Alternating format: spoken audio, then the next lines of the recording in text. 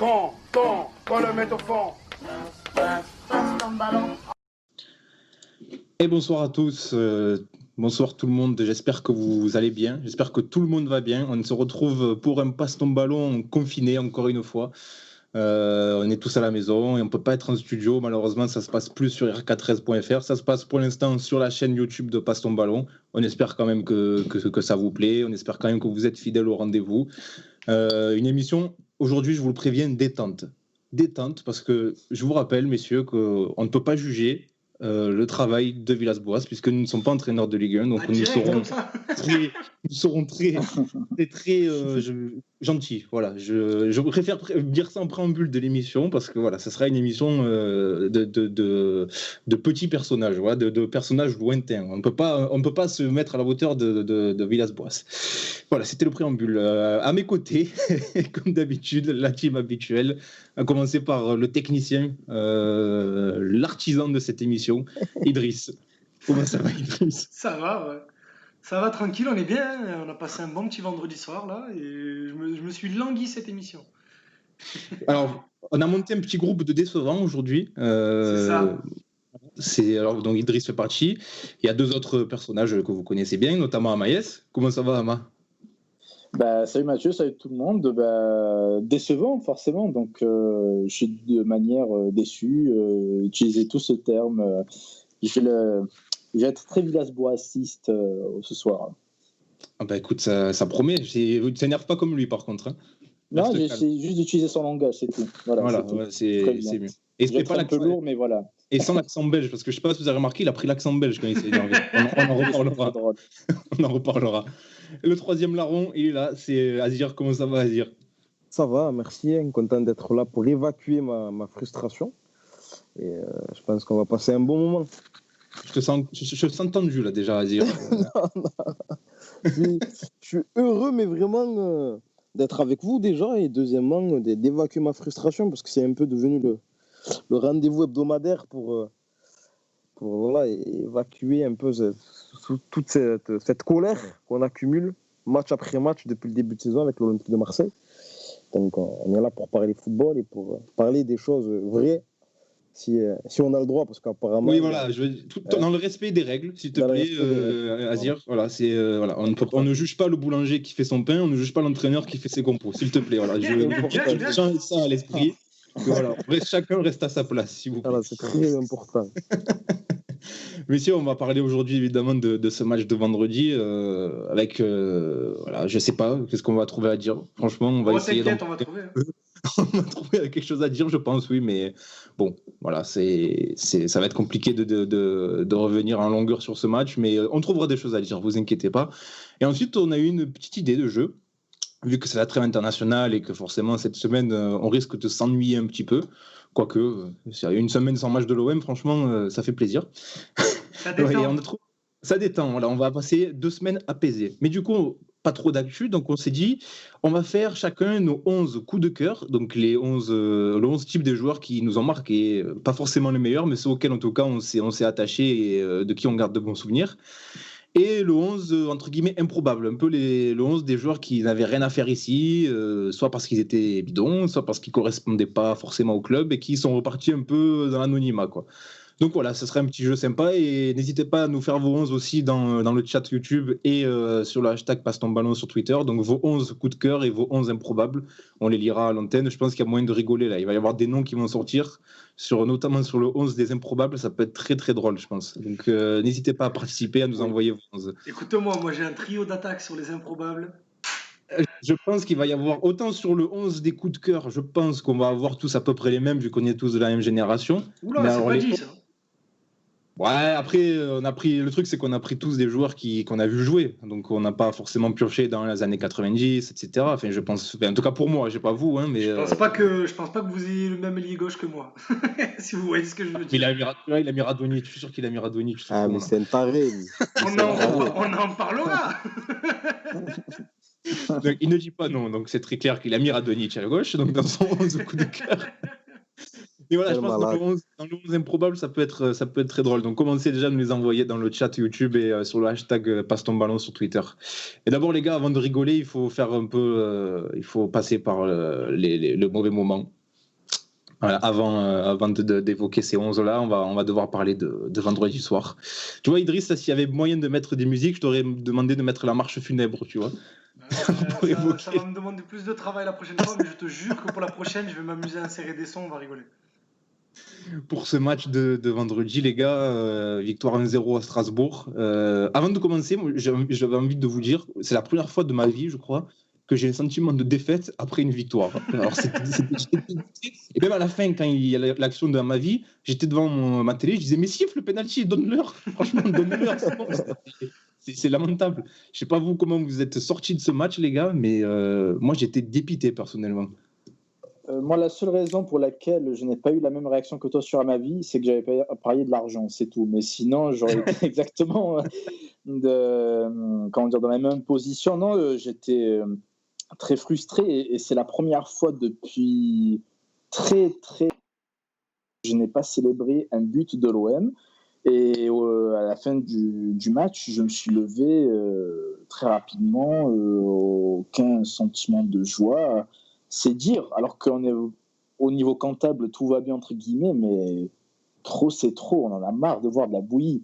Mais je vais laisser mes camarades parler avant de m'emporter de nouveau. Le rire d'Azir. Ah, il est fou, Amayas. Il est fou. Azir, il rigole. Non, Azir, mais... c'est quoi, Azir, je te donne déjà une première occasion d'évacuer ta frustration. Vas-y. Non, mais comme je partage le même sentiment que toi, que tout le monde ici, comme une bonne partie des supporters. Première chose, je suis dépité par ce qu'on vient de voir, par le contenu, évidemment, ce qu'on dit et répète depuis le début de saison et même avant. Et après, mais en même temps, une petite pointe de pragmatisme, je suis toujours heureux. En tout cas, je suis toujours satisfait, enfin heureux plutôt que satisfait de voir l'Olympique de Marseille gagner, et le bilan comptable depuis le début de saison est plutôt satisfaisant. Mais évidemment que le contenu me dépite parce qu'on regarde des matchs de football pour autre chose que les résultats, pas uniquement pour les résultats. On veut voir du contenu, sinon on regarde les résultats sur Flash Résultats. La team Flash Score, on appelle voilà, ça. Sinon on regarde... Ouais, mais on a gagné. On regarde uniquement ça, on regarde des matchs pour avoir des sensations, pour avoir du plaisir, voir des choses, de beaux gestes techniques, de belles séquences collectives. Et on voit absolument pas ça depuis le début de saison. Et donc, encore une fois, je ressors de ces matchs-là complètement dépité. Et comme Amayas, c'est une des rares fois où j'ai même pas... Bon, d'habitude, je crie pas quand l'Olympique de Marseille marque des buts, mais voilà, je suis quand même heureux. Et là, c'était... Il faut savoir que Azir est quelqu'un de très, très, très mesuré sur les terrains et devant les matchs. Ça m'est arrivé plusieurs fois de regarder les matchs avec lui et il peut se passer la meilleure action du monde. La seule émotion qui va sortir de lui, ça va être « Oh là là !» Bien résumé. Ose me dire que j'ai tort. Non, bien résumé. Ah, c'est un peu ton opposé, quoi. Oui.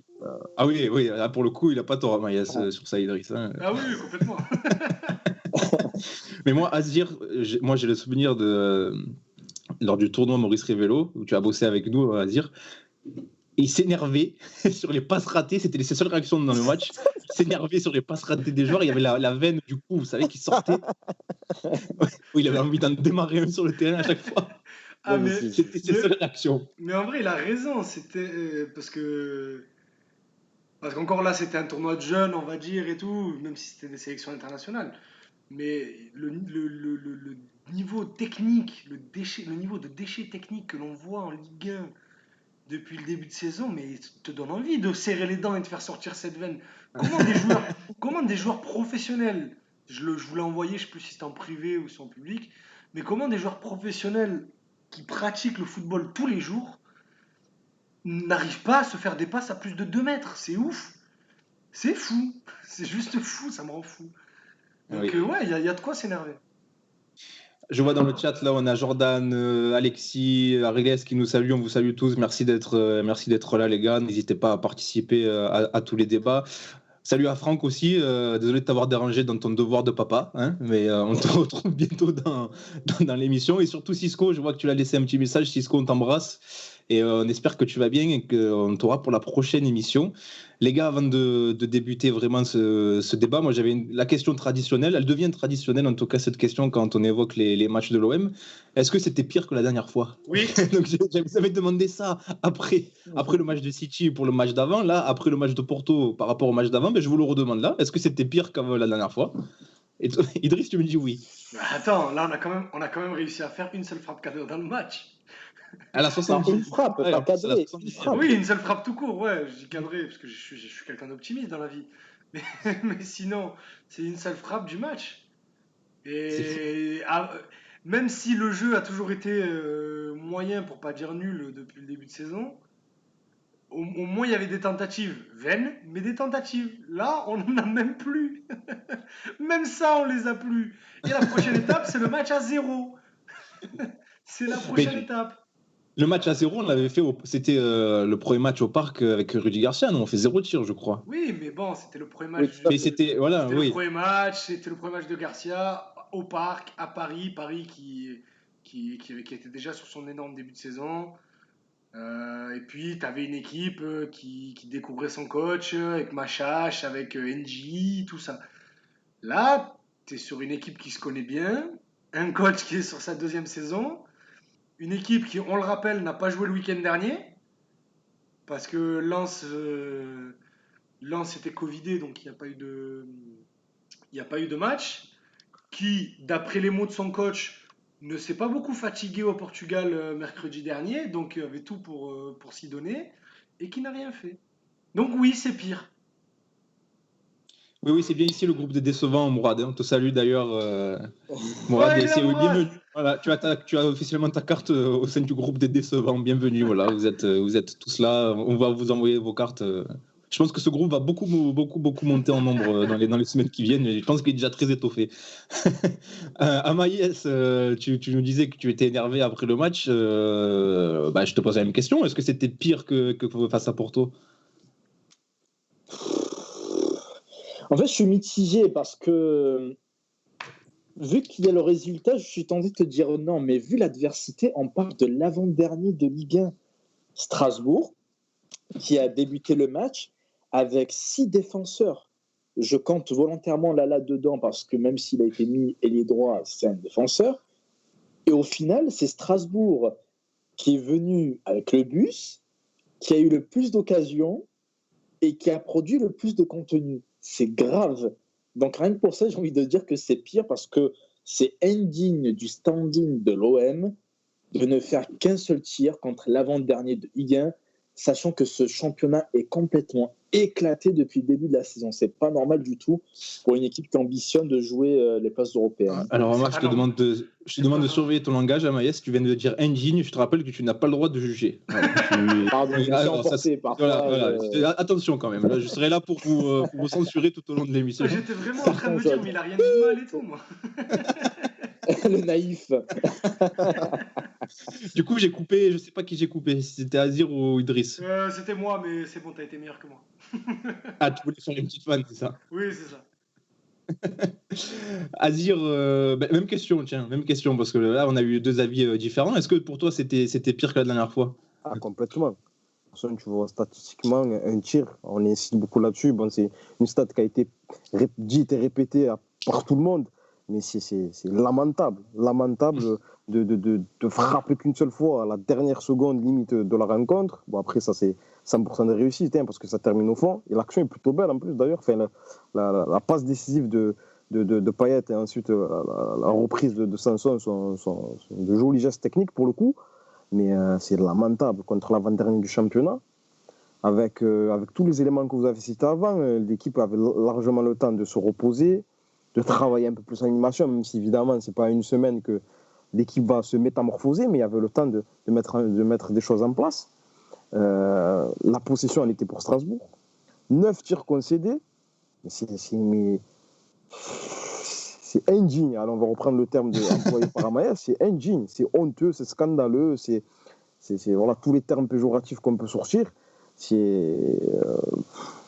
Alors attends, Azir, je me permets de te couper, juste parce que Cisco vient de faire le meilleur commentaire de l'émission.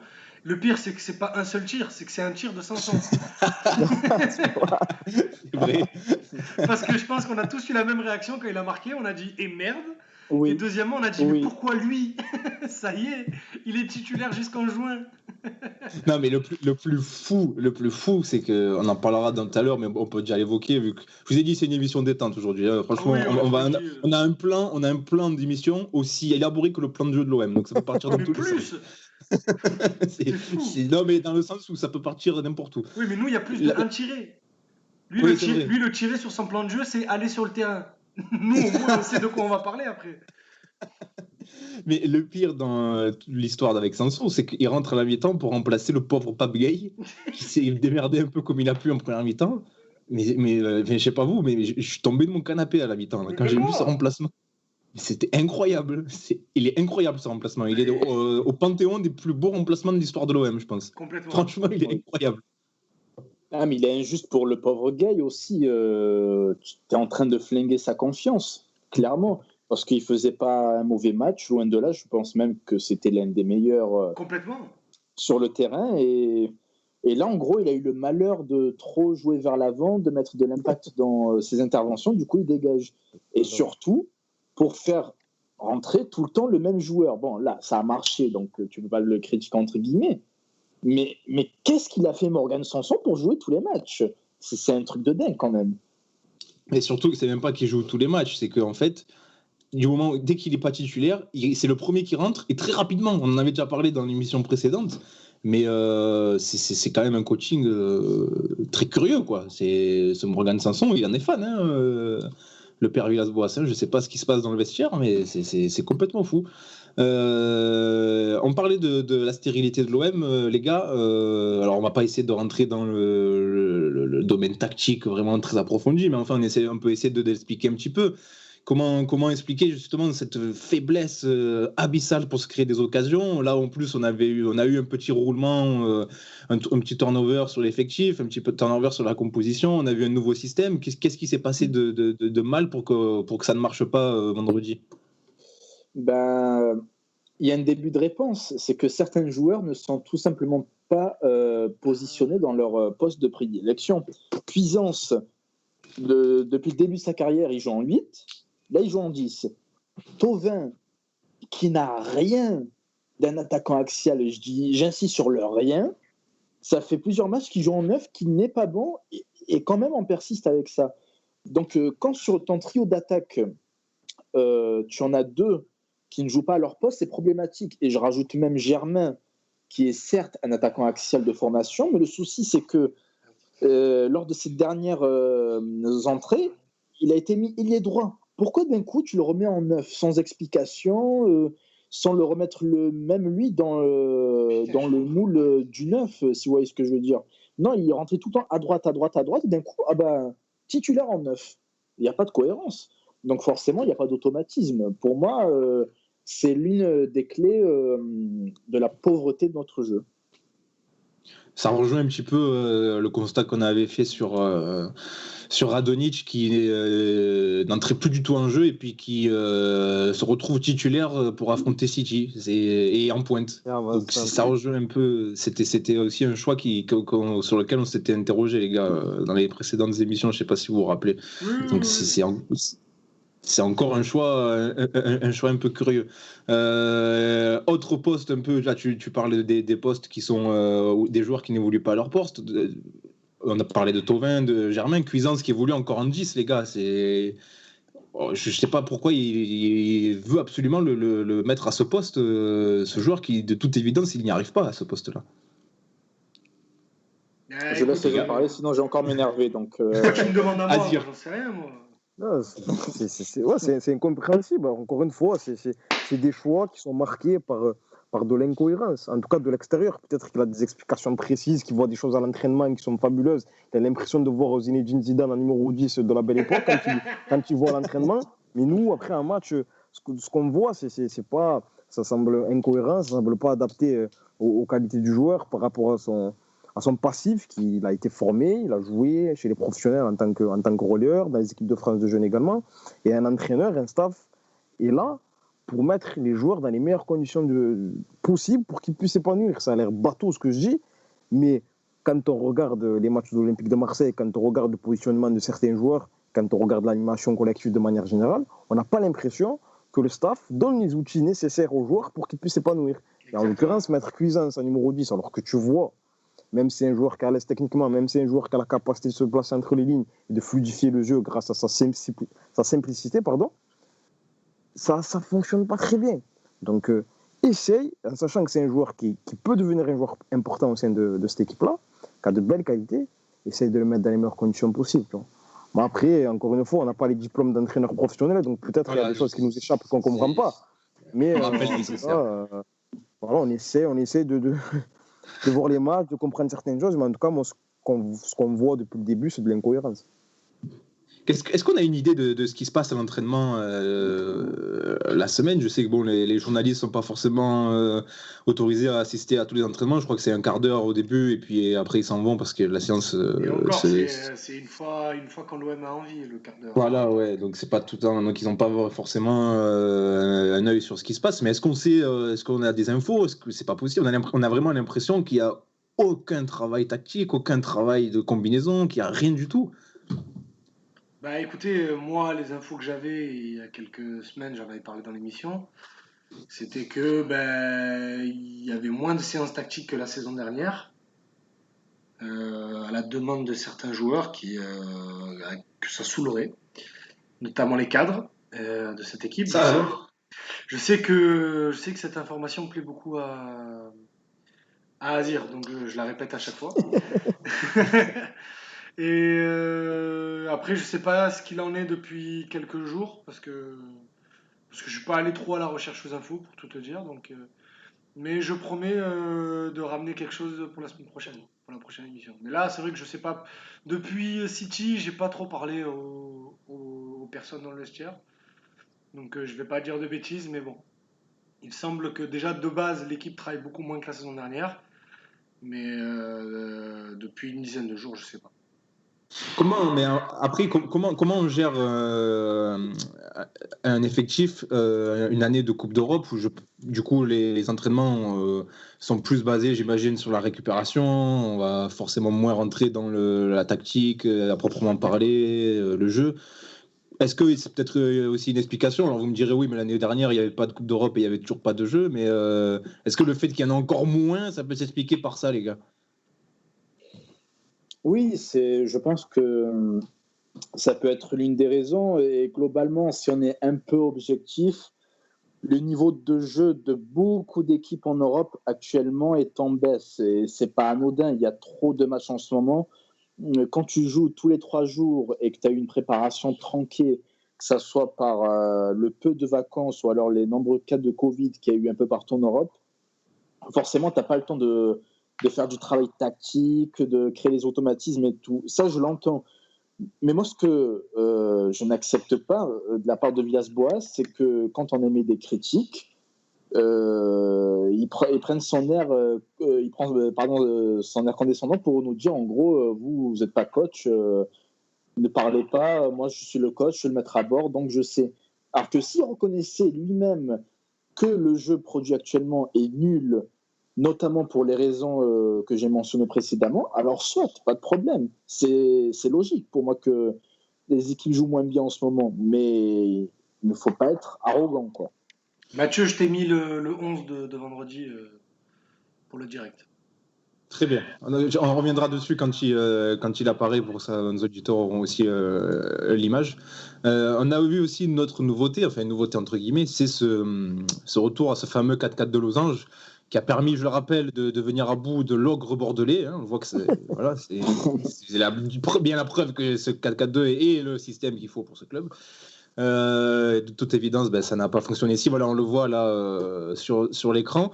Ce 4-4-2, donc avec, si on compte bien, donc Thauvin ne joue pas à son poste, Cuisance ne joue pas à son poste, Camara ne joue pas à son poste et Nagatomo ne joue pas à son poste. Et Gay, on peut considérer que c'est normalement un 6, donc on peut dire qu'il ne joue pas à son poste non plus. Ah non, Gay c'est complètement un 6, c'est pas du tout un relier. Donc en gros là on a 6 joueurs qui ne jouent pas à leur poste. La moitié d'une équipe.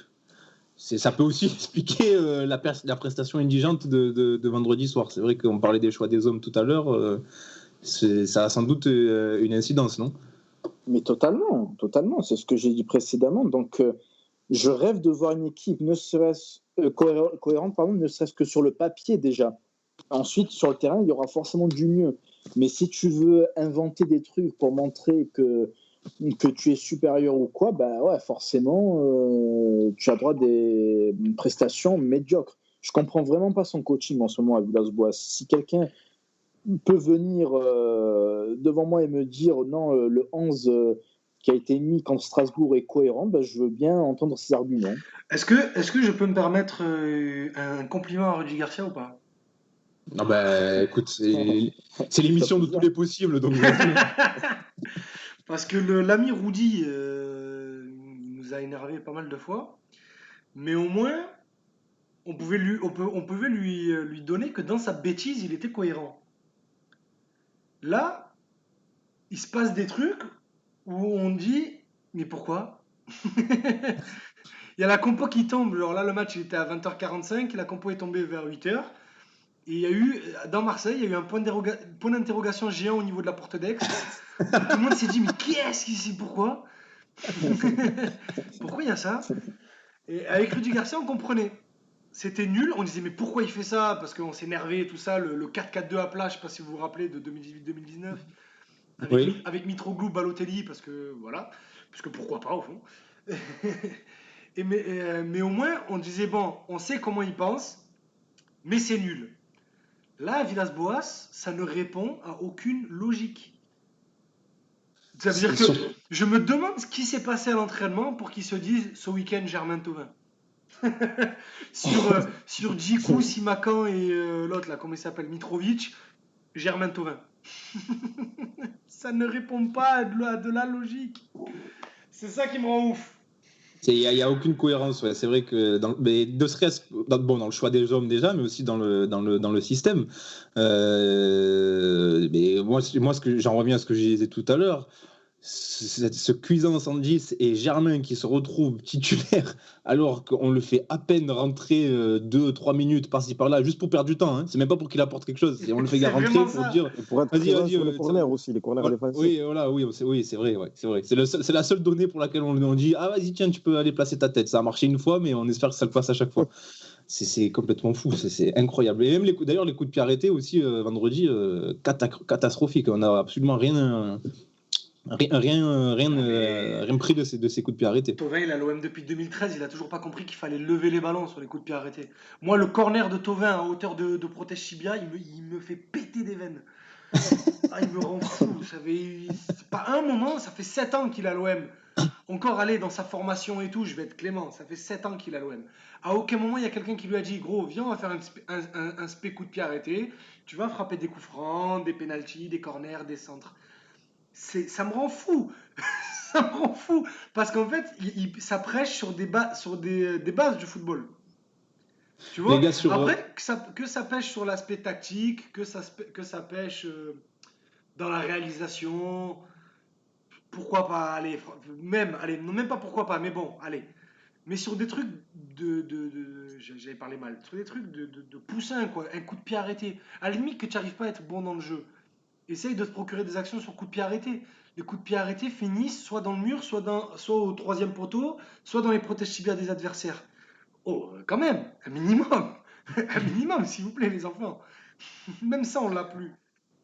Les gars, puisqu'on est sur les choix des joueurs, le fait de remettre Payet et Benedetto sur le banc, est-ce que c'était logique? Est-ce que c'était attendu de là dire que c'était logique? En plus, alors les plus taquins diront que oui, mais coaching gagnant, il a fait rentrer les deux ils sont impliqués sur le but. Enfin bon, on va pas s'abaisser à ça, les gars. Hein. Mais est-ce que c'était judicieux pour vous de les remettre sur le banc, Azir? Franchement, après par rapport à leurs prestations face à leur dernière prestation, le fait d'être sanctionné, on va dire entre guillemets, en n'étant pas titulaire face à Strasbourg, c'est plutôt cohérent. Après, est-ce que c'était judicieux de manière globale? Quoi qu'on en dise, Payet, ça reste un joueur important de cette équipe, même s'il est évidemment pas au niveau depuis le début de saison. c'est toujours délicat d'enlever ces joueurs-là. Ça veut dire que le seul joueur plus ou moins créatif, enfin pas plus ou moins, qui est créatif dans cette équipe, tu l'enlèves face à une équipe comme Strasbourg, où normalement, voilà, il doit avoir la capacité de faire des différences. Pour le coup, là, je trouve que c'est compliqué, mais en même temps, enlever Benedetto par rapport à ses prestations, ses dernières prestations, c'est plutôt cohérent. Mettre Germain, comme tu as dit, qui n'a pas forcément évolué à ce poste depuis un certain moment, titulaire, voilà, là pour le coup, voilà, c'est compliqué, mais cette équipe, elle manque tellement, évidemment que les joueurs ont leurs responsabilités, hein, on se répète depuis le début de saison, évidemment que les joueurs ont leur part de responsabilité, évidemment que les joueurs doivent faire plus, mais l'animation est tellement absente ou faible qu'ils plongent tous. Ils plongent tous. Là, tu parlais du 4-4-2 en losange. C'est un système qui est dur à animer, comme beaucoup de systèmes, mais celui-là plus particulièrement, c'est pas pour rien que très peu d'équipes l'utilisent de manière régulière, notamment sur la largeur, sur les côtés, avec des latéraux qui doivent prendre le couloir au bon moment pour les animer et ensuite apporter une bonne qualité de centre. Là, c'est inexistant. C'est inexistant sur le plan technique ou sur le plan tactique en termes d'intelligence pour prendre les couloirs au bon moment, etc. On ne sait même pas si ça a été travaillé ou si ça a été travaillé correctement. Donc, forcément, les joueurs collectivement, ils plongent. Après, ils doivent sortir un coup du chapeau comme ça. Sinon ça devient très compliqué. Sur Payet et Benedetto, je ne sais pas ce que vous en pensez, mais j'ai l'impression que Villas-Boas, il est un peu entre deux. Il sait pas trop. D'un côté, il a l'impression qu'il n'ose pas trop les écarter, les mettre sur le banc. D'un côté, il a envie de les relancer. J'ai l'impression qu'il ne sait pas sur quel pied danser avec les deux-là, qui sont clairement les deux moins performants de la ligne d'attaque, si on compare à Thauvin, qui lui au moins a des stats. Il a l'impression qu'il ne veut pas froisser des égos, mais qu'en même temps, en les faisant mettre sur le banc, bon, bah, il les froisse un petit peu. C'est compliqué, je pense, pour lui aussi de gérer ça. Comment vous la voyez, sa gestion des deux là? Ouais, je suis d'accord avec ce que tu dis sur le fait que il doit, comment dire, que se passe-t-il? C'est ça. Il a mis la photo de Payet sur YouTube. Vas-y, J'avoue que j'ai pas YouTube, c'est pour ça. Non, oui, forcément, c'est délicat de gérer les égos de joueurs comme Payet et Benedetto. Donc, en ce sens, il doit être embêté, mais il y a aussi une donnée qui n'a pas été évoquée. Je suis pas sûr que Payet et Benedetto soient aptes aujourd'hui, physiquement, à enchaîner 90 minutes tous les 3 jours. Les deux semblent être mal en point à ce niveau, justement, et donc peut-être qu'il les a mis tout simplement sur le banc parce que il sait très bien que s'il les fait commencer là contre Strasbourg, par exemple, ils vont en sortir à la 60e. Donc pourquoi ne pas les garder pour les 30 dernières minutes, ce qu'il a fait en soi? Je pense que ça va être une piste de réflexion. En tout cas, est-ce qu'ils débuteront le prochain match? Ça, je sais pas, mais ouais, c'est vrai que c'est une gestion qui est un peu bizarre. Et surtout, je me demande à quel point Payet n'a pas les boules de se voir lui tout le temps sortir et de voir par exemple un Thauvin qui reste tout le temps sur le terrain, sachant qu'on sait que c'est pas l'amour fou non plus entre les deux. Je me demande à quel point ça doit pas le saouler un petit peu le père Payet. J'ai l'impression que ça commence à le piquer au contraire. Ouais, mais dans le bon sens. dans le bon sens, ouais, dans le sens de pourquoi c'est moi qui sors et pas lui, mais pas dans le côté boudeur. Voilà, c'est ça. De ce qu'on craignait quand on en avait parlé, je crois que c'était il y a 2-3 semaines, 2 ou 3 émissions, bref. Je pense qu'il est moins dans le boudage et je pense qu'il se remet plus en question. Et puis n'oublions pas que Payet, même si il parle pas beaucoup sur les réseaux, on sait qu'il y est énormément et qu'il fait partie de cette catégorie de joueurs qui est très attentif à ce qui se dit sur lui. Et que les moqueries sur son poids, ça commence à faire beaucoup. Que au-delà des réseaux sociaux, les moqueries sur son poids commencent à arriver dans les médias un peu plus mainstream. Parce que même. Moi, j'ai vu ça, c'est incroyable ça. Parce que. Pourquoi expliquer pour ceux qui oui, n'étaient pas au courant. Il y a eu une mauvaise blague dans les 12 coups de midi sur Dimitri Payet. Je faisais pas forcément référence à ça, je faisais plus référence. Je sais pas si vous avez regardé le match sur Téléfoot et que vous avez prêté attention aux commentaires. Mais Benoît Chéroux, dans sa classe particulière, a fait 2-3 allusions, parce que quand on connaît un peu, je sais que tous les 4, On connaît un peu l'ami Benoît et son personnage un peu fourbe. Mais quand Payet est rentré, il a dit, il s'est laissé quelques petites réflexions sur son poids. Et je sais que ça va arriver aux oreilles de Payet. Et je suis très curieux, pour le coup, moi qui suis très dur avec lui, de le voir au retour de cette trêve internationale. Parce que je pense que vu la tête qu'il tirait lors de son entrée, et son entrée en plus elle est pas dégueu au-delà du but, il a été ultra disponible, enfin en tout cas il a essayé. C'est vrai. Non, je suis d'accord. Donc je pense que je suis curieux, je pense que ça peut le piquer, je pense que au moins si les réseaux sociaux dans toute leur méchanceté, leur mesquinerie ont un bon côté, c'est que ça peut piquer ce genre de joueur. On attend Mais- que ça. Hein. On attend que ça. Ah oui, oui, bien sûr. Terrain, hein. Ouais, mais ils sont beaucoup à tirer la gueule entre lui, Thauvin qui fait la tête aussi quand il sort. Ouais, Mais après, à un moment c'est sur le donné, terrain aussi, le gars. Ouais, justement, il faut qu'il fasse la gueule. Parce qu'au bout d'un moment, ils vont devoir tous faire la gueule. Et au bout d'un moment, je pense que Villas-Boas, vu comment il est parti, il est tellement dans un rien à foutre, dans un mood où il en a rien à branler. Je pense que s'il commence à trop bouder, les deux starlets, parce que je le répète, hein, je vais le répéter à chaque fois s'il le faut, Payet et Thauvin sont salariés de l'Olympique de Marseille depuis août 2013. Voilà, on est en 2020. C'est ta marotte, ça. Hein. Ah oui, complètement, oui. Parce que quand ça fait 7 ans que tu es au club et que ta meilleure action, c'est un quart de finale magnifique contre Leipzig, mais que c'est la seule, le seul match référence des deux en même temps, c'est que c'est un peu grave quand même. Mais bref, je pense que Villas-Boas, s'il peut piquer les deux joueurs en mettant Germain Radonjic dans un 4-4 de losange titulaire pendant 4 matchs, histoire de leur montrer que les passes droits c'est terminé, c'est quand il veut. Surtout si c'est pour mettre Radonjic titulaire. Non, je t'en prie, non. Mais on parlait des réseaux sociaux et de l'influence que ça peut avoir sur Payet. Je pense que au-delà des moqueries, etc., dont il fait l'objet et auquel on participe un petit peu aussi, voilà, avec la photo qu'on vient de mettre et ça nous fait un peu rire. Mais en tout cas, je pense que derrière ça se cache une certaine forme de. Les gens lui ont envie de lui dire bon, on se moque de toi, mais vas-y, bouge-toi parce qu'on a besoin de toi là. Et c'est pour le faire réagir en fait. J'ai l'impression que les gens ils ont un peu ça derrière. Au-delà de la moquerie, il y a un peu un appel à Payet de demander de se reprendre en main parce que là, c'est plus possible. Il ressemble à plus rien du tout. Même sa coiffure, enfin, c'est. Passe ton ballon. Re-bienvenue, on a eu une petite coupure, enfin Idriss a eu une petite coupure d'internet. Du coup, on se retrouve pour reprendre ce live. Veuillez nous excuser pour ce léger désagrément technique. Faudra que tu appelles Free ou SFR ou je sais pas qui c'est, hein, Idriss. Ouais, je vais surtout appeler le propriétaire des lieux. Non, mais juste rapide, c'est en replay, il y aura qu'un seul lien et puis dans les podcasts, il y aura aucune différence.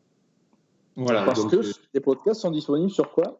Sur toutes Parce les que les plateformes de podcasts- podcast, comme vous le voyez sur le visuel, on va remercier le foot à qui j'enverrai un petit quelque chose, un petit mot gentil sur Twitter. Mais les podcasts sont disponibles sur toutes les plateformes Apple, Google, Deezer, Spotify, Streamcast et plein d'autres choses. Voilà, donc si vous voulez nous écouter, ne pas juger Villas-Boas, juste donner notre avis en tout bien tout honneur, voilà. Vous pouvez nous écouter sur toutes les plateformes de podcast. Messieurs, on parlait des choix de Villas-Boas, si on allait basculer sur l'évaluation individuelle de chaque joueur. Je vous propose de démarrer par du positif, parce qu'on a été très négatif là.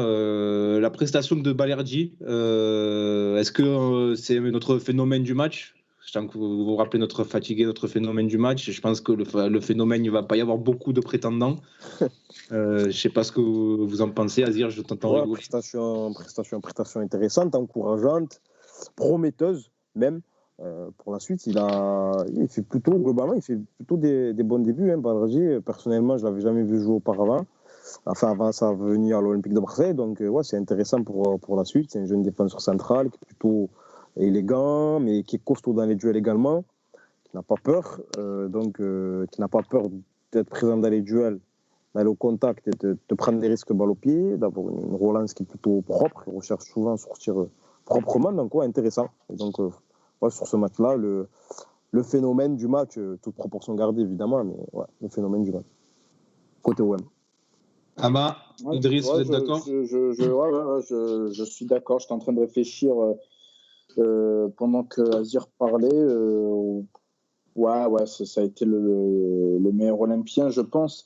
Et il monte en puissance, j'ai l'impression. Autant les premiers matchs, il y avait quelques défauts qui pouvaient être vraiment inquiétants, genre des pannes de concentration. Autant là, je trouve qu'il s'adapte de mieux en mieux, avec une vraie qualité balle au pied, même si c'est pas la chose principale qu'on demande à un défenseur, mais même sur cet aspect, il me plaît. Donc, à voir.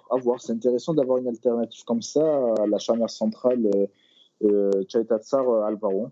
Est-ce qu'il peut s'imposer selon vous? Alors, on sait que la charnière centrale, elle est un peu indéboulonnable, mais est-ce que Balerdi, il a un coup à jouer là sur les prochaines semaines?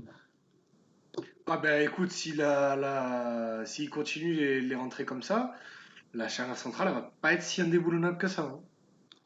Bah, surtout que Tchaleta Tsar, j'ai beau l'adorer, il est très en difficulté quand même. Hein. Ce début de saison est compliqué pour lui. Autant Alvaro tient à peu près son rang, et notamment en Ligue des Champions, on en avait parlé. Ouais, mais tu sais très bien que s'il y en a un des deux qui saute, c'est pas.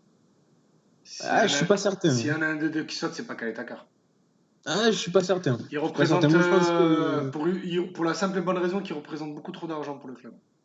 Ouais, mais je pense que Villas-Boas tient beaucoup à l'expérience, et désolé à dire, mais la grinta d'Alvaro derrière. Donc, je suis pas si sûr. Je vois très bien votre propos. Je suis d'accord avec vous sur le fond, mais je suis pas sûr que ça soit si figé que ça. Non, mais après, de toute façon, avec les matchs qui vont s'enchaîner, il aura forcément de belles opportunités, il aura forcément du temps de jeu, un temps de jeu conséquent, il aura l'occasion de se montrer, même s'il n'est pas forcément titulaire indiscutable jusqu'à la fin de saison. Mais il aura, je pense, à plusieurs reprises l'occasion de se montrer, de montrer toutes les qualités qu'il a et le joli potentiel qu'il semble avoir depuis son arrivée à l'Olympique de Marseille. Petite pensée aussi aux gens qu'il avait tout de suite descendu après son premier match contre Saint-Etienne. On rappelle où il avait joué latéral gauche, je crois. Hein, voilà. On pense à vous. Bisous. Les gars, il y a une autre prestation que je voulais évoquer avec vous, celle d'Amavi, qui, je trouve, fait des matchs assez particuliers en ce moment parce qu'il est bon, mais sur les fins de match, il fait des conneries. Là, sa faute là, qui aurait dû même valoir un penalty, mais c'est incroyable de faire une faute comme ça, c'est pas possible. J'ai l'impression qu'il débranche le cerveau des fois. Mais c'est exactement ça, j'ai l'impression qu'il a des moments, il va avoir un moment où ça va être crucial parce qu'il va être décisif contre son équipe. C'est extraordinaire comme concept. Et il va être plutôt concentré, plutôt présent dans les duels. On voit de temps en temps avec le fameux circuit de passe. Là. Bon, Kaletakar, il n'a pas joué face à Strasbourg, mais le fameux circuit de passe où il prend le couloir. Et il va être lancé par le défenseur central croate. Mais après, d'un coup, en fin de match, soit il va manquer sa relance, son dégagement, où il va faire un tacle assassin, une intervention défensive totalement folle. Mais voilà, il y a un moment, il débranche son cerveau et il nous fait une cagade dont lui seul a le secret. Un peu à l'image de son match face à l'Olympiakos, où rappelez-vous, il avait été très bon, mais ça avait fini avec cette erreur qui nous avait coûté la victoire, enfin même le match nul, puisqu'on est à 0-0. Oui, non, ça fait 4-5 matchs qui retombent clairement dans ses travers. Hein. Il est très dangereux pour l'équipe défensivement en ce moment, même si... enfin, pas à travers sa prestation globale, mais par des sautes de concentration comme ça qui peuvent coûter très cher. Oui, c'est vrai. Et vous avez vu c'est le joueur le mieux noté de Ligue 1 dans l'équipe. Hein. Ça y est, il est passé devant. C'est fou, ça. Hein. C'est incroyable. Alors bravo Jordan, hein, si tu nous écoutes, mais c'est le moment ou jamais pour prolonger le contrat. Mais je pense que ça met surtout en lumière les limites de ces systèmes de notation là, qui n'ont aucun sens. Bref, messieurs, on a parlé tout à l'heure rapidement de la performance la première mi-temps de Pape Gueye qui était très intéressant, donc on va pas revenir dessus. Cuisance, il n'a pas joué à son poste, mais on l'a encore senti. Moi, je vous dis mon avis sur Cuisance. Vous savez que j'étais très heureux quand il a signé à l'OM. Mais je le trouve un peu timide, un peu brouillon. Je trouve qu'il ne se lâche pas encore assez. Il a des erreurs techniques parfois, notamment Idriss, ça m'a fait penser à la stat que tu nous as envoyée tout à l'heure, où c'est le joueur qui rate plus de contrôles, c'est ça? Ouais, depuis son arrivée à l'OM, il est sur une moyenne de 6 contrôles ratés par match. Et tu vois, mais ça m'a pas trop surpris. Ça m'a pas trop surpris parce que j'avais noté un peu ces imprécisions techniques et ça me surprend de lui. C'est pas du tout le genre de joueur à avoir des imprécisions comme ça. Alors, est-ce que c'est parce qu'il joue pas à son poste? Est-ce que c'est parce qu'il lui faut du temps? Faut pas oublier qu'il a pas joué ou très peu joué pendant 2 saisons. Mais pour l'instant, il a du mal à se fondre dans entre guillemets le collectif, voilà, parce qu'il n'y a pas trop de collectif. Et voilà. Je La sais pas ce que bouille. vous pensez de Cuisance, les gars. Je ne veux pas le juger pour l'instant tant qu'il ne joue pas à sa place. Voilà, Je suis catégorique dessus. C'est pas un 10. Donc, Non, clairement pas. Oui. et ça se voit qu'il n'est pas à l'aise. Parfois, il peut s'en sortir parce qu'il a quand même cette faculté, on l'a juste vu en début de match, si je me souviens bien, mais vraiment cette capacité à jouer en une touche. Du coup, ça force ses coéquipiers à jouer en une touche, donc le jeu s'accélère bizarrement. Mais s'il n'est pas dans les meilleures dispositions pour le faire, bah, il ne va pas reproduire ce genre de geste pendant 90 minutes, et c'est dommage. C'est vrai que Après, c'est moi, compliqué. je trouve qu'il souffre un peu du même mot du même mal, pardon, que Maxime Lopez. C'est qu'en fait, il souffre du manque de mouvement autour de lui. C'est qu'on lui donne le ballon et on attend qu'il en fasse quelque chose. Exactement. Alors que c'est pas un joueur, c'est pas un joueur en mouvement, Mika Cuisance. C'est pas un joueur qui va dribbler, c'est pas un joueur qui va éliminer. C'est un joueur qui va trouver la bonne passe, qui va trouver le bon angle pour servir le mec disponible. Sauf que dans cette équipe, personne ne se rend disponible. On attend de lui qu'il fasse des miracles, comme si c'était comme si c'était Messi. Hein. Je prends l'exemple bête ou Neymar pour prendre un exemple Ligue 1. Alors que c'est tout simplement pas son jeu. On lui demande de déjouer. On le fait jouer 15 mètres plus haut que son poste et on lui demande d'avoir un rôle qui n'est pas le sien. Donc écoute mon pote, automatiquement tu n'arrives pas à tirer la quintessence de tes joueurs en les forçant à ne pas jouer à leur poste. Mais c'est vrai que Encore c'est Vas-y, vas-y. Pardon, excuse-moi, mais encore une fois, j'insiste et réinsiste là-dessus. On a encore un joueur, certes talentueux, qui est tributaire de l'animation collective. Ça reste un sport collectif. Et donc, si un joueur, comme l'a rappelé Idriss, dans une de ses principales caractéristiques est de fluidifier le jeu grâce à son jeu en 1-2 touches de balle, mais autour de lui, il est nécessaire, il est primordial qu'il y ait du mouvement. Et s'il n'y en a pas, ben voilà, il reste bloqué, même s'il a la qualité technique. Même si ce n'est pas forcément un joueur de percussion, de dribble, mais il a une qualité technique tellement supérieure qui fait que de temps en temps, il va être capable de faire ce dribble de dégagement pour se sortir d'une situation un peu compliquée et de sortir dans la densité. Mais c'est un joueur qui doit fluidifier le jeu grâce à sa qualité de passe en 1-2 touches. Il ne sert pas de mouvement autour de lui, forcément, il ne va pas forcément briller. C'est un joueur qui brille en faisant briller les autres. Mais si les autres autour n'ont pas envie de bouger, il va briller. Et ça complique son jeu. Ouais. Et surtout, le problème de le faire jouer en 10, c'est qu'il est forcément du coup un peu plus haut sur le terrain. Et quand il reçoit le ballon, il est souvent dos au jeu. Je ne sais pas si vous avez remarqué, il est souvent dos au jeu et tout de suite pris par un ou deux défenseurs. Alors qu'en le faisant évoluer en 8, il aurait à ce moment-là le jeu face à lui et il aurait toute la latitude pour distribuer, pour faire parler sa qualité technique, sa qualité de passe. Du coup, c'est ce que tu disais, Idriss, on le bride totalement. On le bride totalement à ce poste-là. C'est ce que j'avais dit la semaine dernière. On lui demande de jouer dos au but et de remiser en gros en 1 ou 2 touches pour ses partenaires. Sauf que quand il reçoit le ballon de dos au but, il se fait tout simplement tamponner par le 6 adverse et du coup il est tout de suite mis sous pression et doit faire quelque chose du ballon. Et il a autour de lui des joueurs qui se cachent. Gay a beaucoup penché parce qu'il n'a pas vraiment joué relayeur. Il a joué milieu gauche un peu camouflé, l'ami j'allais dire Idrissa Gueye, l'ami Pape Gueye, parce qu'il a vraiment joué comme milieu gauche. Franchement, il n'était pas dans le cœur du jeu, Pape Gueye. Et Rongier, parce que je vous le conseille en plus, le débrief sur le match, après passe ton ballon bien sûr, le match de Porto, le débrief de Alba et Doudou sur la chaîne Twitch de coach Doudou, qui m'a fait ouvrir les yeux sur le match de Rongier. Déjà que je l'avais trouvé en direct pas terrible, et que je trouvais que Rongier n'était pas assez disponible. Et Doudou a tout simplement montré des captures d'écran où Rongier se cache littéralement. Et du coup, ça m'a interpellé devant le match de Strasbourg. Et à chaque fois que Gay se mettait face au jeu, que Cuisance était dos au jeu, mais qu'en gros, Rongier devait faire son rôle de relayeur disponible pour distribuer, Rongier n'était pas là.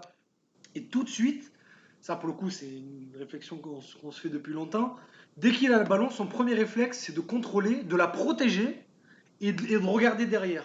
Il ne cherche pas la passe vers l'avant. Dans ce cas-là, même si Cuisance fait une bonne passe, la passe d'après ne récompense pas celle de Cuisance. Cuisance n'est pas récompensé la qualité technique de Mika Cuisance n'est pas récompensée par ses partenaires. C'est très joliment dit. Bravo. Merci.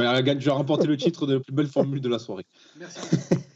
Messieurs, avant de passer à nos 11 fétiches, un dernier point sur ce match, sur les réactions d'après-match de Villas-Boas, où je crois qu'on l'a jamais vu aussi énervé. On a vu péter un câble en direct sur Téléfoot, on l'a vu encore très énervé en conférence de presse. J'ai trouvé personnellement que c'était très significatif, et surtout dans cette déclaration, notamment quand il dit oui, mais si vous voulez du spectacle, il faut regarder la Juve ou le Barça. C'est pas longtemps qu'il a pas regardé le Barça. Hein. Oui, en plus, c'est pas forcément. Entre ça et le fait qu'il. C'est pas ouf. Hein, oui, voilà, ouais. Entre le fait qu'ils disent ça, si vous voulez du spectacle, les Warriors, et le fait qu'ils prennent pour échantillon de témoin, si je puis dire, la victoire à Lille l'année dernière en disant oui, mais là-bas, regardez, on avait fait que 2 tirs et tout, alors que factuellement, et je crois que c'est Mourad Ahertz qui avait fait le fact-checking, factuellement, c'était faux, on n'avait pas fait que 2 tirs. J'ai trouvé que tout ça, c'était un manque de respect aux supporters, manque de respect au club aussi. On rappelle que la devise de l'OM, c'est droit au but. Et qu'en allant droit vers nulle part, il respecte pas et bafoue totalement l'identité de ce club. Je voulais évoquer ça avec vous rapidement, savoir comment vous l'avez pris. Est-ce que ça vous a aussi agacé? Est-ce que ça vous a plu? Parce que j'ai vu des réactions, ça a plu à des gens, hein, aussi fou que ça puisse paraître. Il y a des gens qui ont dit bravo, voilà, tu fais fermer la gueule aux journaleux, super, les journaleux parisiens. Voilà, oui. Ça a plu à des gens, enfin bref. Mais qu'est-ce que vous en avez pensé de cette réaction et de cet énervement de Villas-Boas après le match, les gars? Déjà que je n'avais plus une haute estime de lui par rapport au jeu exécrable que l'OM produit depuis le début de la saison, mais là, son côté arrogant depuis quelques semaines a fait que j'ai atteint un point de non-retour avec lui. C'est vraiment, comme tu dis, un manque de respect envers les supporters, mais même envers les suiveurs de l'OM, la manière dont il parle aux journalistes. Alors, je sais que les journalistes ne peuvent pas se rebeller, entre guillemets, parce que voilà, si tu ouvres ta gueule en conférence de presse, tu peux être sûr que la semaine d'après, le club va t'interdire l'accès à la commanderie, donc va t'empêcher de faire ton travail. Mais ouais, montre un peu de respect à ton audience et aux gens qui suivent ton équipe. Surtout que, ouais, en fait, ce qui me dérange, c'est que l'année dernière, il a pris l'habitude qu'on lui passe la pommade, qu'on dise « Ah, AVB, t'es le meilleur, machin et tout », parce qu'il est arrivé sur un champ de ruines. Donc forcément, n'importe qui aurait eu des louanges pour peu qu'il fasse le minimum syndical, ce qu'il a fait l'année dernière.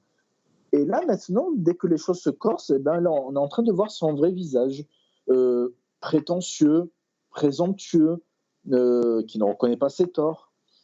Je ne suis pas sûr que ça tienne sur le long terme. Alors, tant que ça gagne en Ligue 1, que tu es entre la 2e et la 4e place, tu auras forcément des gens, comme tu l'as mentionné en préambule, qui vont dire « Bravo, tu es en train de faire taire les journaleux, le microcosme parisien, etc. » Mais à un moment donné, si tu ne fais pas plus de jeu, les critiques vont rester et vont même s'accentuer. Je trouve qu'elle s'accentue déjà et que le simple prisme du résultat est de plus en plus, comment dire, c'est de moins en moins pris en compte par les supporters là, parce que les critiques sont de plus en plus acerbes et viennent de plus en plus de monde. Et regardez l'exemple parfait, c'est le match de vendredi où la quasi-totalité des supporters de l'OM, en tout cas une grande majorité, était dépitée de cette victoire. Ouais, mais Mathieu, tu sais très bien qu'on est malheureusement dans une culture de l'instant. Donc si l'OM arrive à enchaîner 3 victoires en Ligue 1, disons, ce qui n'est pas impossible au niveau du championnat, eh ben, il y aura beaucoup de supporters qui auront oublié ça, qui diront « Ah ben, vous savez quoi, vu qu'on enchaîne des matchs tous les 3 jours, moi je m'en fous du jeu. Tant qu'on gagne et qu'on est 2e et qu'on s'assure une place européenne l'année prochaine, tout va bien. » Ouais, ok. Vous savez que j'aime moi, bien... Moi, ce qui me fait kiffer dans la... je crois que tu avais fini, désolé, vas-y. Moi, ce qui me fait kiffer quand je regarde un match de foot, c'est les émotions, c'est de prendre du plaisir. Visiblement, quand je lis certaines réactions sur les réseaux sociaux, certains suiveurs du foot, je ne dirais pas fans, parce que c'est juste des suiveurs à ce niveau pour moi, ce qui les intéresse, c'est le chèque de participation que reçoit l'OM quand il joue la Ligue des Champions, le bilan financier, etc. Mais devenez comptable et venez pas nous faire chier. La team Flash Score, on appelle ça. Ouais, franchement, ça me rend dingue ce genre de réflexion, vraiment. C'est ça, c'est la team Flash Score. C'est hop, t'as gagné 2-0, t'as raison, c'est bon. C'est peu importe ce qui s'est passé, tu as raison, tu as gagné. Et je vous rappelle qu'on ne critique pas les entraîneurs ni les boulangers. Voilà, c'est une notion très importante à garder à l'esprit. Les gars, je propose qu'on passe aux équipes. C'est bon, on a assez parlé de ce match, on a assez parlé de Villas-Boas. À moins Skidris, tu voulais rajouter quelque chose? Oui, je voulais rajouter un tout petit truc. Vas-y, rapidement. Vous savez que j'aime bien les comparaisons, rapidement. Est-ce que Villas-Boas n'est pas en train de suivre la même trajectoire que Jacques-Henri Hérault dans son image? Dans le sens où Jacques-Henri Hérault était arrivé post-Vincent Labrune et que du coup, on était prêt à accepter n'importe quoi.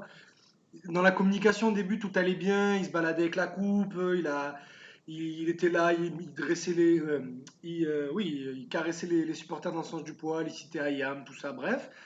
Et puis quand on s'est rendu compte, du moment où la communication n'a plus d'intérêt et qu'il faut rendre des comptes d'un point de vue, en gros, une fois que la forme n'a plus d'importance et qu'il faut avoir du fond, ben on se rend compte qu'il n'y a plus rien. Et Villas-Boas, est-ce que c'est pas un peu pareil dans le sens où il arrive après Rudy Garcia, et à l'image de Vincent Labrune, on était prêt à n'importe quoi pour passer à autre chose, et qu'au début, ça se passait bien, parce qu'en plus, il est tombé sur un Payet ultra motivé qui a porté l'équipe, qui a donc amené des résultats. Il y a eu la trêve Covid début mars qui a permis de rester sur ce petit nuage, on va dire, et de ne pas plonger complètement en fin de saison. Ça restera, quoi qu'il arrive, un what if.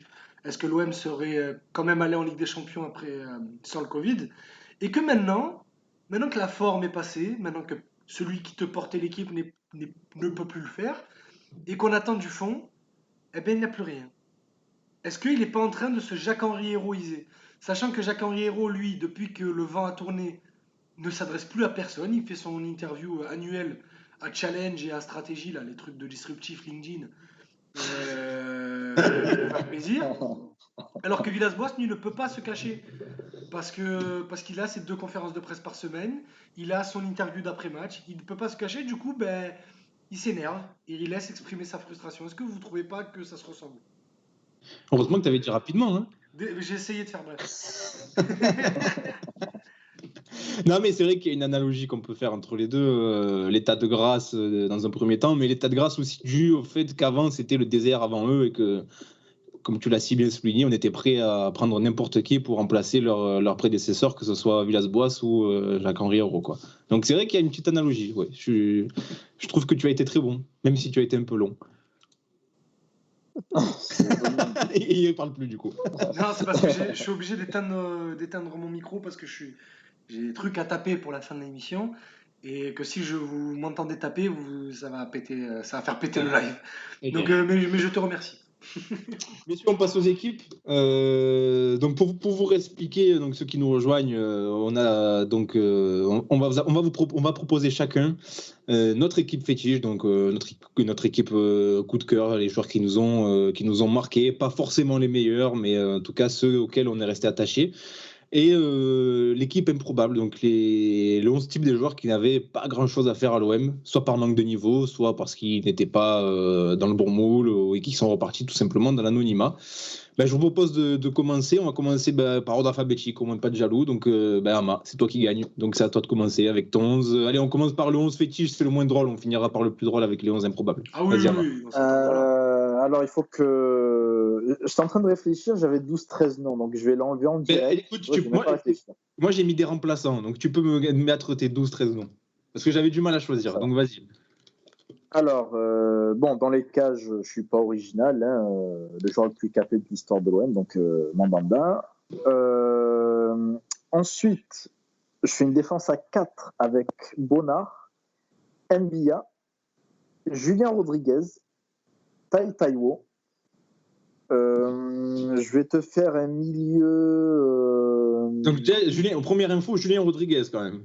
Ouais, j'aimais bien, ouais. Alors, est-ce que je peux me permettre un petit commentaire? Bien sûr. Est-ce que c'est parce que c'était toi qui tenais sa page Facebook? C'est exactement.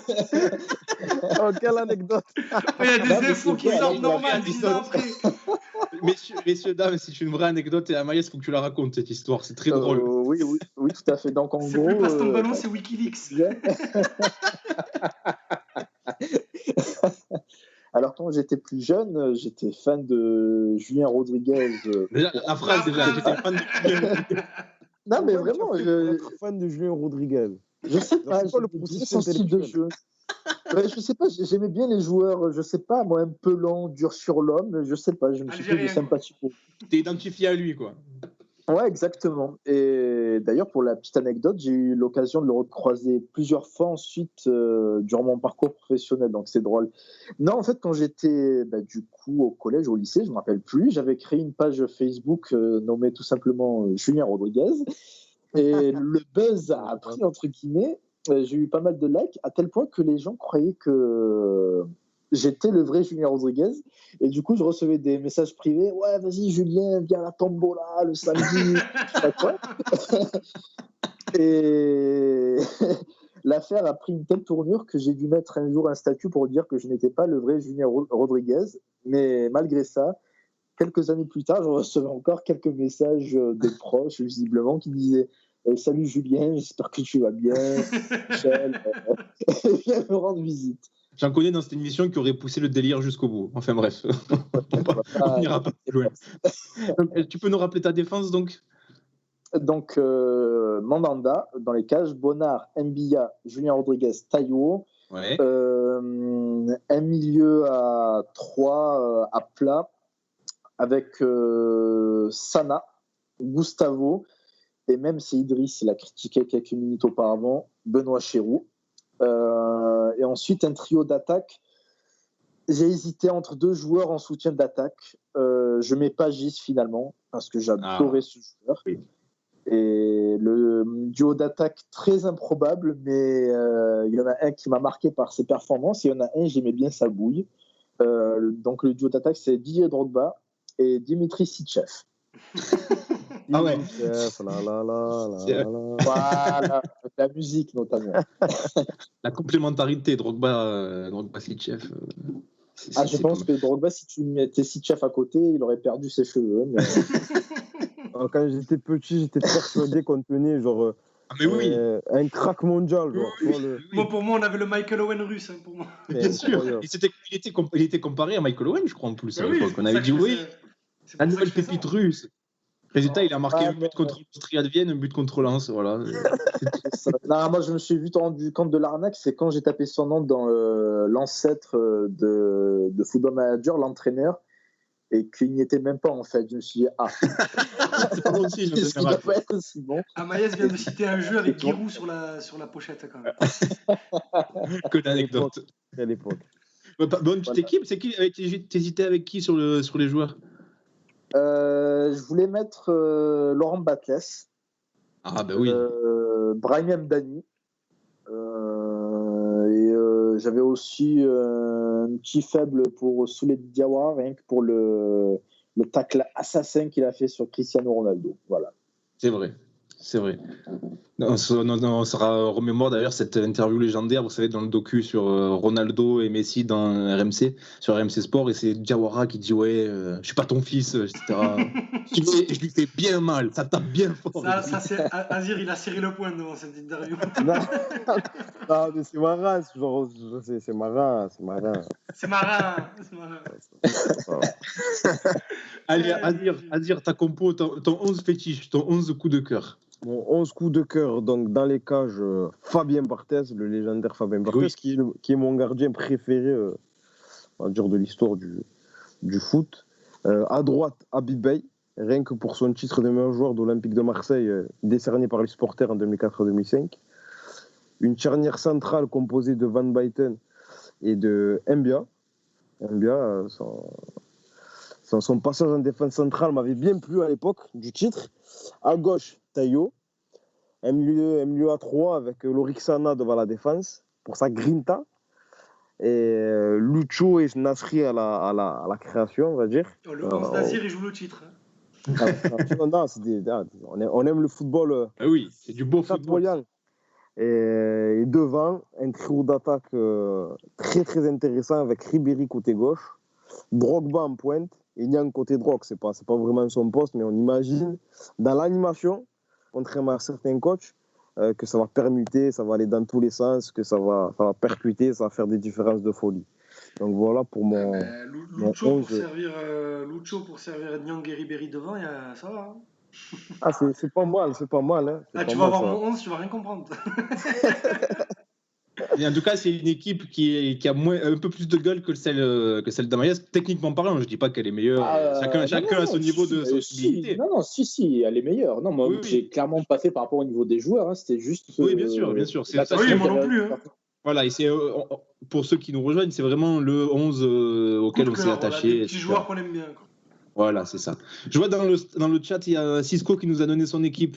Alors lui, Cisco, c'est un peu la vieille génération. Hein. Donc il y a du Joseph-Antoine Bell, Amoros, Forster, Moser, Dimeco en défense.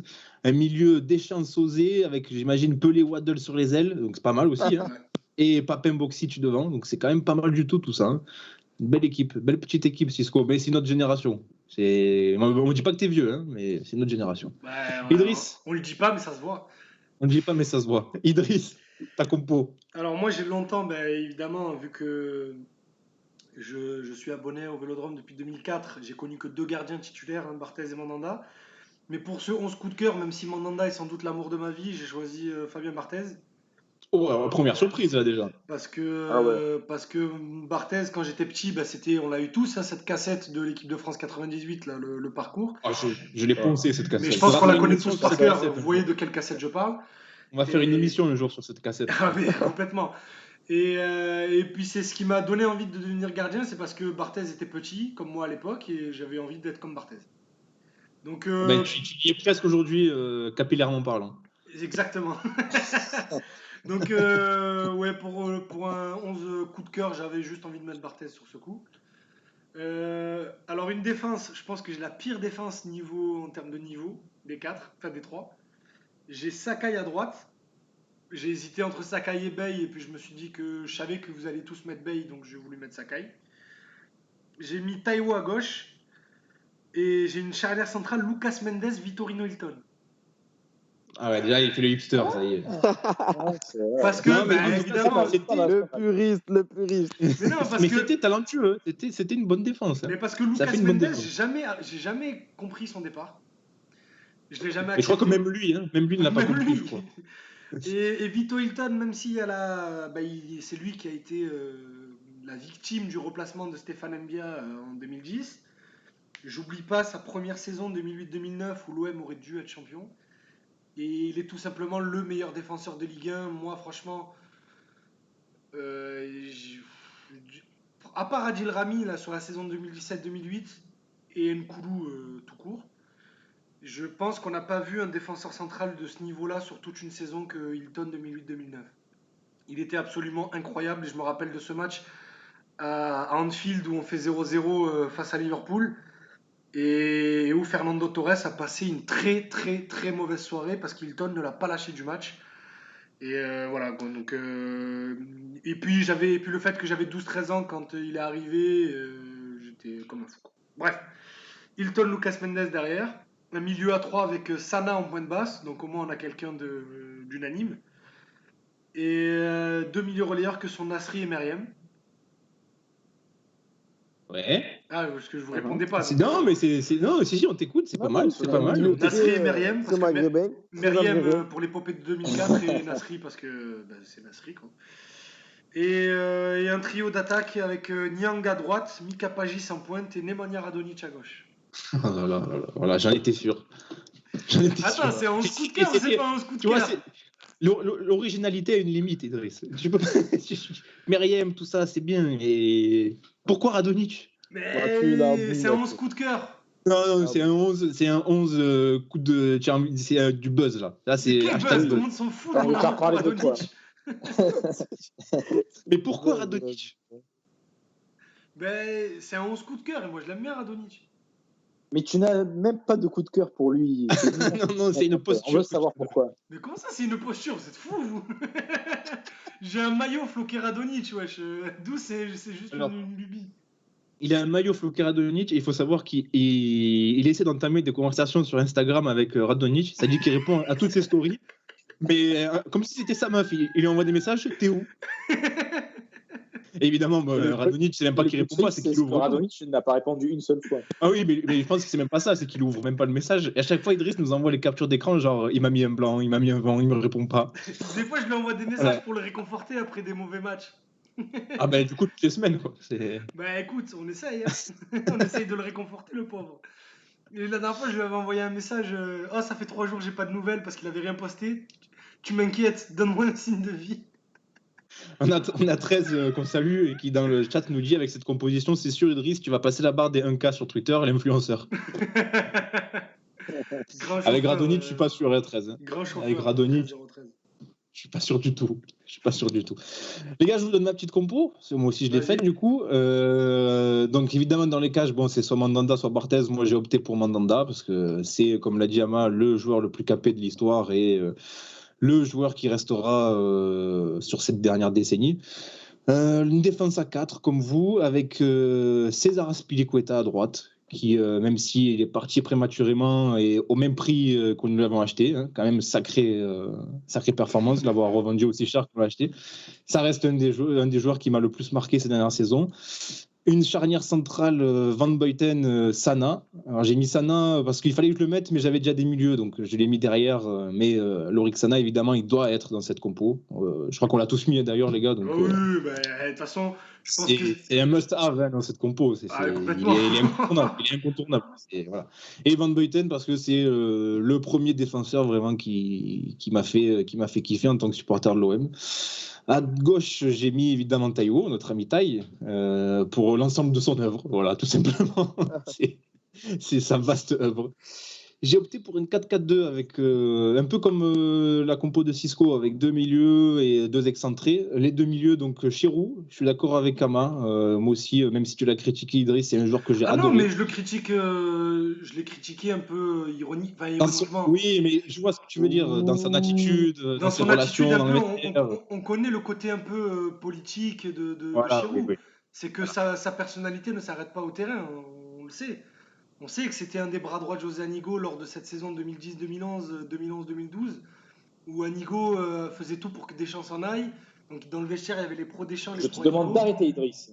Non mais j'explique. Alors que Benoît Chirou était... Et Benoît Chirou, et en plus, avant de mettre Meriem, j'avais tout de suite mis Benoît Chirou dans mon 11. Parce que moi, c'est un joueur que je kiffe aussi, mais... Voilà. Mais il a été monstrueux, il aurait dû être international. C'est un gâchis, mais et je trouve qu'il est trop parti par la petite porte et dans l'anonymat pour ce qu'il a apporté au club. Alors qu'on a fait une cérémonie pour Diawara, on l'a pas fait pour Chirou. Voilà, c'est ça. Je trouvais ça injuste et c'est dommage pour lui. Donc Chirou et évidemment. Même retrouvé dans le loft. Hein. Oui, ça finit dans le loft de Bielsa. Oui, c'est une triste fin pour un joueur qui a beaucoup apporté à l'OM. À côté de lui, bon, sans surprise, j'ai mis mon joueur préféré de tous les temps à l'OM, c'est Lucho. Voilà. Alors je dis tous les temps parce que j'ai pas connu l'époque 90, donc forcément, mais c'est le joueur qui m'a fait le plus rêver, qui m'a fait le plus kiffer et que je garde encore en mémoire. C'est le joueur qui me vient à chaque fois en premier quand je dois dire mes joueurs préférés. Il faut savoir que Mathieu a un poster de la photo du corner de Lucho là, où tout le monde voit de quelle photo je parle. Oui, contre Lens. Contre Lens. Après la Coupe de la Ligue, tu vois, je m'en souviens. Je me souviens de toutes les passes décisives, de tous les buts de Lucho.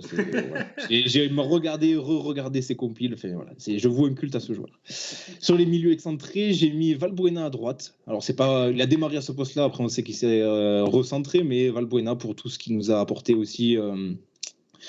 Comme émotion. Et sur le côté gauche, mon autre joueur préféré OM tous les temps, Mamadou Niang. Comment ne pas le mettre c'est pour moi le meilleur attaquant des 20 dernières années à l'OM. Il a été monstrueux. Est-ce qu'on l'a pas mis tous les 4, Niang? Je crois qu'on l'a mis aussi, les gars. Tout ça. Non, je l'ai pas mis. Non, Ama l'a pas mis. Voilà, c'était Drogba, Sitchef, Pagis. Ama, tu es Mbandi, Ama. Non, mais on m'a vraiment dit attachement. Par exemple, à la même époque, je préférais Pagis. Oui, Pagis, c'était un autre style de joueur, ça, mais je comprends. Excusez-moi, mais ça, c'est très hipster quand même, de préférer Pagis à Mamadou Niang. C'est très... genre, moi, je préfère le football raffiné, le football machin. Non, parce que tu vois, Niang a eu sa carrière, tu vois, alors que Pagis, au final, il n'a pas eu la carrière qu'il méritait, selon moi. C'est pour ça que je me suis plus attaché à lui qu'à Niang, qui est reconnu comme étant l'un des joueurs les plus marquants de ces dernières années. Il n'y a aucun souci. Moi aussi, je l'adore. Mais au-delà du niveau de Niang, l'attachement était énorme aussi. J'étais au fond du trou quand il nous a quittés après le titre de champion, même si on sentait il était arrivé en fin de parcours. Mais Moi, je me rappellerai toute ma vie, après le match contre Valenciennes, là, la deuxième journée, j'ouvre eurosport.fr le matin. Et Fenerbahçe. Et je vois Niang à Fenerbahçe, 2 points, ça brûle. Ouais. J'ai quoi? J'avais pas vu ça venir. Le capitaine, le meilleur buteur du titre qui part, c'était dur. Donc Valbuena Niang sur les côtés, Chirulucho dans l'axe, et une attaque avec Drogba, ma première idole. Alors même si ça a duré qu'une saison, c'est la première idole que j'ai eue dans le foot. C'était Didier. Et là aussi le départ, là en plus il n'y avait pas les réseaux sociaux ni rien à l'époque, donc c'était encore pire. On l'apprenait le matin dans la Provence, quoi. Donc je crois que c'était c'est horrible. un de mes plus gros traumatismes. Moi aussi, ouais. J'ai mis du temps à m'en remettre. Et l'autre attaquant, je crois qu'il n'a pas été cité, mais moi je le mets parce qu'il m'a procuré, je pense, dans le top 3 de mes plus grosses joies de supporter de l'OM, c'est Brandao. C'est Brandao pour son but face à l'Inter. Et malgré son faible niveau technique et tout ce qu'on peut lui reprocher, il y a quand même un sentiment d'affection pour lui et on garde des bons souvenirs de lui malgré tout. Et j'avais fait des petits remplaçants, alors je ne vais pas tous les dire, mais voilà, j'avais pensé à Manu Dos Santos en défense. J'adorais aussi. Excellent joueur. Samir Nasri, évidemment, mais je ne l'ai pas mis titulaire par pur esprit de contrariété, parce qu'il m'a trop déçu après en partant d'Arsenal. Pour Arsenal aussi. Et j'avais mis Pagis aussi, notamment, comme toi, Ama. Donc voilà pour ma compo, les gars. Je note juste. Il y a quelqu'un qui a cité Valbuena ou pas? Oui, Mathieu l'a dit. Je viens de le mettre. Ouais. Moi, j'avais hésité entre Niang et Valbuena. Ça s'est joué entre Meriem et Chirou, Niang, Valbuena et Sakai à Big Bay. J'ai décidé de faire des choix, mais n'importe quel autre choix que les 3 que j'ai mis aurait été bon. Valbuena, s'il ne fait pas ce choix de carrière dommageable, il est dans le 11 de tout le monde, j'imagine, tous les jours. Pas, moi. Parce que moi, on en a déjà parlé, mais moi, aujourd'hui, ça y est, c'est passé. Je fais plus trop attention. C'est la belle histoire. C'est la belle histoire. Oui, je suis d'accord, mais je l'aurais pas. Je n'enlève ni Radonjic ni Niang de mon équipe. Bon, mais après, toi, tu les as mettre à part, mais je parle des supporters mesurés. Moi, je pense que le temps a fait son œuvre, personnellement, moi, sur Valbuena. Je lui en veux plus du tout et je limite même de la compassion pour les insultes qu'il prend encore. Et j'ai envie de dire aux supporters, arrêtez, c'est bon. Je l'accueille à bras ouverts, moi, Mathieu. Et il a prouvé d'ailleurs face à nous qu'il avait encore de beaux restes et que c'était encore un très bon joueur. Et je pense qu'il aime sincèrement l'OM. Quand je dis que je l'accueille à bras ouverts, c'est pas pour jouer. Hein. Si demain il vient au Vélodrome et qu'on lui demande de. Oui. Si demain il vient au Vélodrome et qu'on lui demande de faire un coup d'envoi fictif, comme ça arrive avec plein d'anciens, je me lève pour Valbuena. Je me lève. Mais malheureusement, ça n'arrivera jamais. Et si ça arriverait, je pense qu'il se prendrait une petite bronque. Je ne partage pas votre avis, messieurs. Non, mais c'est ton droit. Tous les avis sont bons à entendre. Hein. Et Mathieu, je note juste l'absence d'un certain numéro 9 dont on. André-Pierre Gignac. Je n'ai pas cité son nom.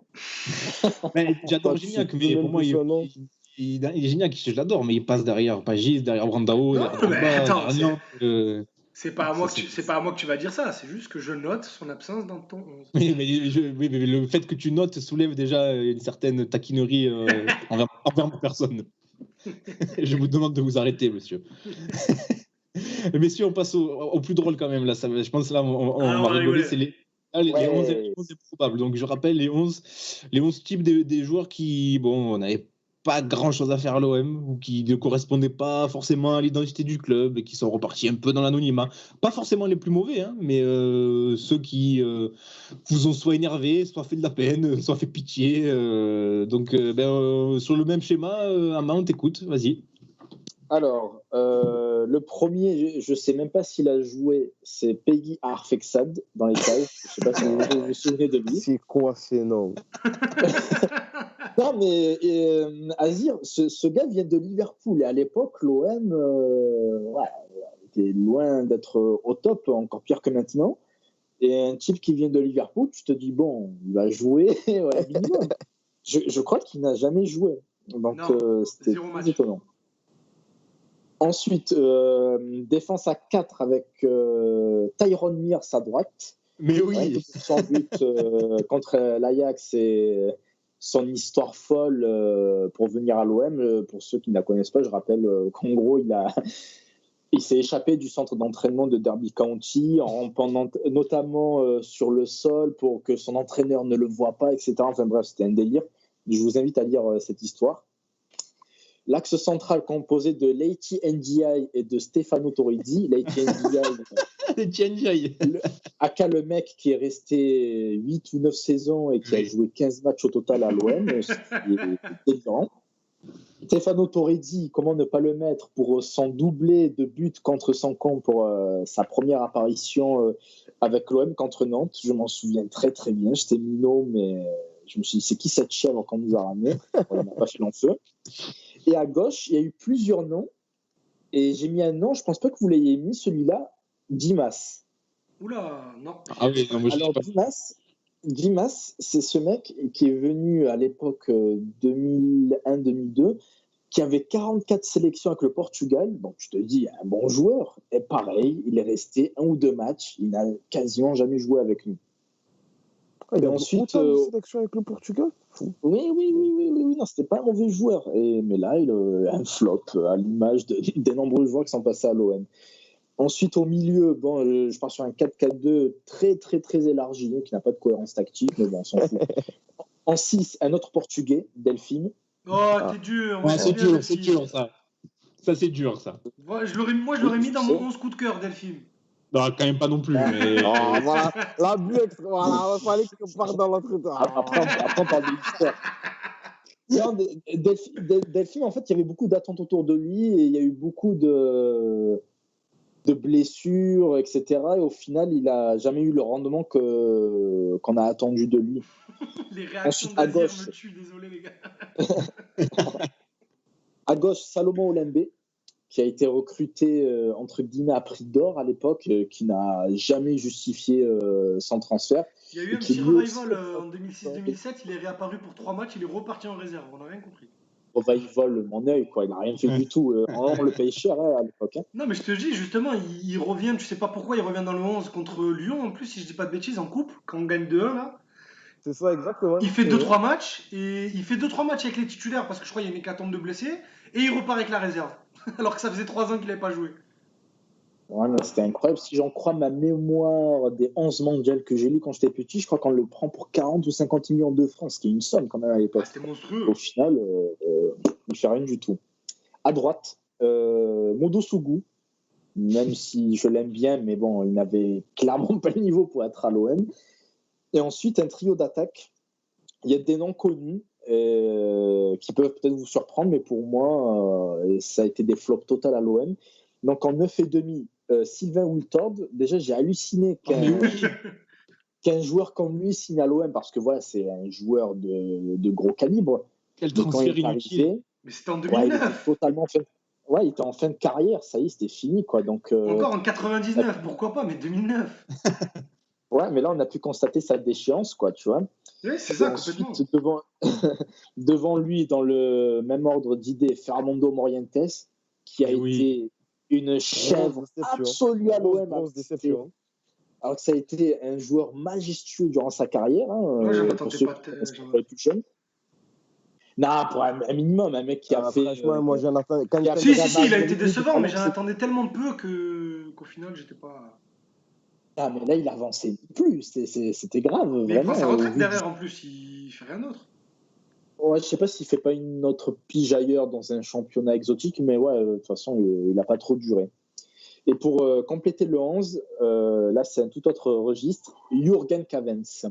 Mais ça, c'est vraiment, t'as une haine contre lui, c'est abusé. À chaque fois qu'on parle de ce genre de débat, il y a toujours Jürgen Cavens qui revient. Il m'a marqué, mais j'étais minot, et je sais pas, je n'aime pas ce type. Voilà, il m'a rien fait, mais il était trop nul. Voilà, tout simplement. Il y avait quelques noms pêle-mêle aussi. Ensuite, j'arrête de parler. Il y avait Rudolf Skassel, Karim Daou, Mamadou Samassa. Karim Daou. Oh, c'est une légende de l'OM, Karim Daou. Ah ouais. Respect, ça. Qui n'était pas très bon, quoi. Voilà pour mon 11 improbable. Ouais, je pense qu'on va avoir des équipes très diversifiées parce que je viens de voir, je crois j'ai aucun nom comme le tien. Ouais, non, j'ai aucun nom. Donc, je pense que ça va être très très drôle d'entendre les autres. Azir, ton équipe. Alors moi, dans les cages, il y a Andrade, le Brésilien, là, qui était le plus heureux du monde quand il a gagné la Coupe de la Ligue. C'était un fou. Même je crois qu'il avait dit c'était ma Coupe du monde à moi. Il avait sorti une petite cagade comme ça. À droite, Ferreira, Demetrius Ferreira. Oh, t'es Donc dur. latéral droit. Oh non, t'es dur, t'es très très dur. Non. Il a J'aimais fait bien un- aussi, Ferreira. moi, je me rappelle d'un bon match en Coupe d'Europe face à Liverpool. Il prend le couloir, tu as l'impression que c'est Cafou et tout, mais après, faut pas déconner. Ah non, tu mens, il y a un stade, il y a un match où j'étais au stade, pardon, il met un doublé, je sais plus. Oui, contre c'était Strasbourg. Contre 4-0 Strasbourg, contre ouais. Strasbourg. Donc rien que pour ça, tu respectes Dimitri.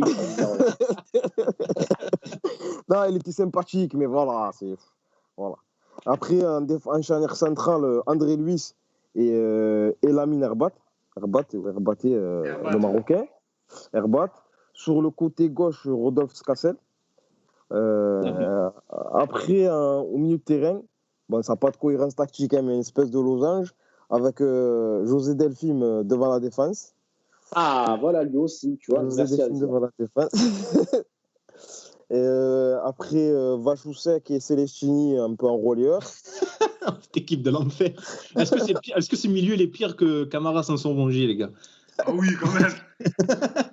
Mais vous savez que Vachoussek, j'avais un espoir de fou. Genre, je me rappelle, j'avais vu un reportage sur Téléfoot après Oui, un c'était match le pic, face à l'équipe de France avec la Tchécoslovaquie, où Sadji qui va donner des ballons extraordinaires à Drogba. Il monte un storytelling de fou. Voilà, c'était scandaleux. Et après en 10, Pascal Johansen. Oh là là là là. Pour un 10, il l'a mis. Pascal Johansen en 10 pour je distribuer. pouvais pas me le voir en plus. C'est vrai qu'il avait une tête de. Voilà, on dira par la suite. Mais... Et quand il est retourné à Strasbourg, quand il jouait face à l'OM, c'était Platini quand il était contre l'OM. C'était incroyable. Et un duo d'attaque, le Condor, Mendoza, et comment il s'appelle l'autre, l'Argentin, Jiménez. La fameuse doublette de 2004-2005 qui arrive sur les chapeaux de roue. 2005-2006, pardon, ouais, qui arrive sur les chapeaux de roue et qui a marqué un but à eux deux. Comme j'étais hypé par Mendoza, le Condor, péruvien, tout exotique. Il arrive contre la Lazio, là, il met un joli but, et après, c'est un flop total. Incroyable. Il envoie Niang sur le banc. Il envoie Niang sur le banc. C'est vrai, ouais. C'est vrai, ce match. Il vient pas du Métallurg Donetsk, comme ça. Du Métallurg. Mais c'est vrai que, rappelez-vous, ce match face à la Lazio, là, je me souviens, on s'était dit, ça y est, c'est bon, cette année, c'est pour nous. On leur a mis le feu, on leur a mis 3-0. On s'est régalé. C'était un très bon match de football. Hein. Oui, c'était un bon match. Très beau match de foot. Comme souvent sous Jean Fernandez, hein, on jouait plutôt pas trop mal cette saison-là, hein, c'était plutôt correct ce qu'on produisait. Il y a une période, là, septembre-octobre, où tu joues avec une charnière à 5, avec André Luis, Bostian César et Sana. C'est vrai, c'est compliqué. Tu joues avec Taiwo et Ferreira en piston, parce que Bey est blessé, et tu joues au milieu avec Oruma et Ribéry. Ça n'a aucune cohérence. Ah oui, rien à voir. Dans le chat, on a plusieurs auditeurs qui nous proposent leurs équipes improbables. Alors, on a Ariles qui nous dit du Trevisan dans les buts. Nakata, Torizzi, Ngoti, Jimas derrière. Alors là, il y a du talent là. Nakata, Torizzi, Ngoti, Jimas. Ingesson, défense à 5 même. Hein. Ingesson. Un milieu Deruda, Kadir, et ensuite devant Khalifa, bon Saber, hein, qui mange toujours sur son but marqué avec Evian. Pascal Nouma et Gilles. Alors c'est pas mal ça. Hein. C'est pas mal du tout. Cisco qui nous dit Stambouli. Alors là, par contre, Cisco, il y a des noms, on les connaît pas. Badé, Lowitz, Cyprien, Krupovieza. Un certain Moreau au milieu. Trevor Steven. Un certain Moreau. Trevor Steven et Dobrolovski au milieu également. Et devant Cavens, lui aussi, il l'a mis comme un Maïs. Cavens. Ah, merci Cisco. Bekanovic et Mendoza aussi. Il a mis Mendoza. Et je crois qu'il y a 13 qui nous fait sa compo aussi, ouais, avec Carasso. Non, mais 13, il règle du compte dedans. Ouais, mais, mais c'est son 11 coup de cœur. C'est son 11 coup de cœur. Donc son 11 coup de cœur. Non. Crois-moi, il y a 2 noms dans le 11. Crois-moi, c'est pas son 11 coup de cœur, ça. Alors, tu essaies de nous piéger, 13. Donc je ne lirai pas ton 11. Voilà.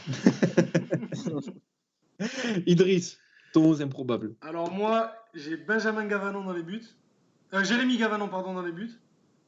Oh, t'es dur, c'est méchant. Ouais, c'est méchant, ça c'est gratuit. Ça. Je dirais même que c'est mesquin. Écoutez-moi, le but qu'il prend par Juninho là, contre Lyon au Vélodrome, où Juninho fait de l'auto-tamponneuse dans la surface, le mec est par terre alors que le ballon est dans le rond central. Je comprends pas ce qui s'est passé. Donc rien que pour ce but. Non. Je te rappelle pas de son match contre le Partizan de Belgrade. Ah oui, mais t'inquiète, je me rappelle de sa finale d'Europa League aussi. Alors en défense, j'ai un peu bricolé parce que je voulais à tout prix caler 3 noms. Alors j'ai mis Paolo De Segli à gauche. Ah mais oui, comment on n'y a pas pensé? Franchement, on peut le dire, les gars, officiellement le pire joueur jamais passé par l'OM. Oui. C'était même pas un joueur de foot. C'est même pas un joueur de foot pro, hein. C'est juste pas un joueur de foot. C'est-à-dire que même avec les South Losers, il a pas sa place. Ouais, c'est vrai, clairement pas. Une charnière centrale, Herbaté, Christenval. Ouais, on est bien aussi, ouais. Christenval, c'était quelque chose aussi, ouais. À gauche, parce que j'ai mis De Segli à droite, je sais pas, j'arrivais pas à trouver de latéral droit et je voulais pas mettre Tyrone Mears. J'ai mis Abdenour à gauche. Oh putain, ouais, déjà que dans l'axe c'était compliqué. Non. Ah, Toulouse, il a déjà joué à gauche.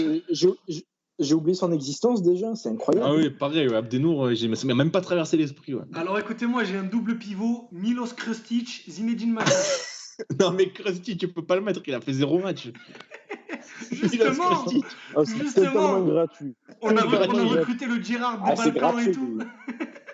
C'est vrai, on pensait vraiment qu'on avait le nouveau Stojkovic là quand il a signé. Mais moi je me rappelle de cette interview, c'était Albert Raymond dans l'incroyable émission L'œil du coach sur OMTV, à quel point des fois il y a des trucs qui marquent alors que rien à voir.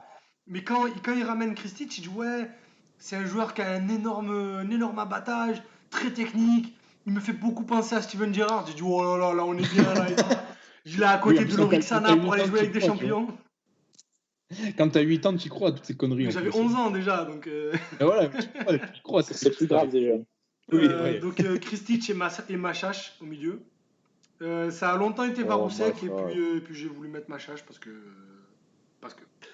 Et puis j'ai une attaque là, les gars. J'ai Moudou Sougou à droite. J'ai Fabrice Fiorez à gauche. Autrement dit, le transfert le plus incompréhensible de l'histoire du club. C'est vrai que oui, Fiorez... Oui. Mais en fait, sur le papier, ça devait pas se faire.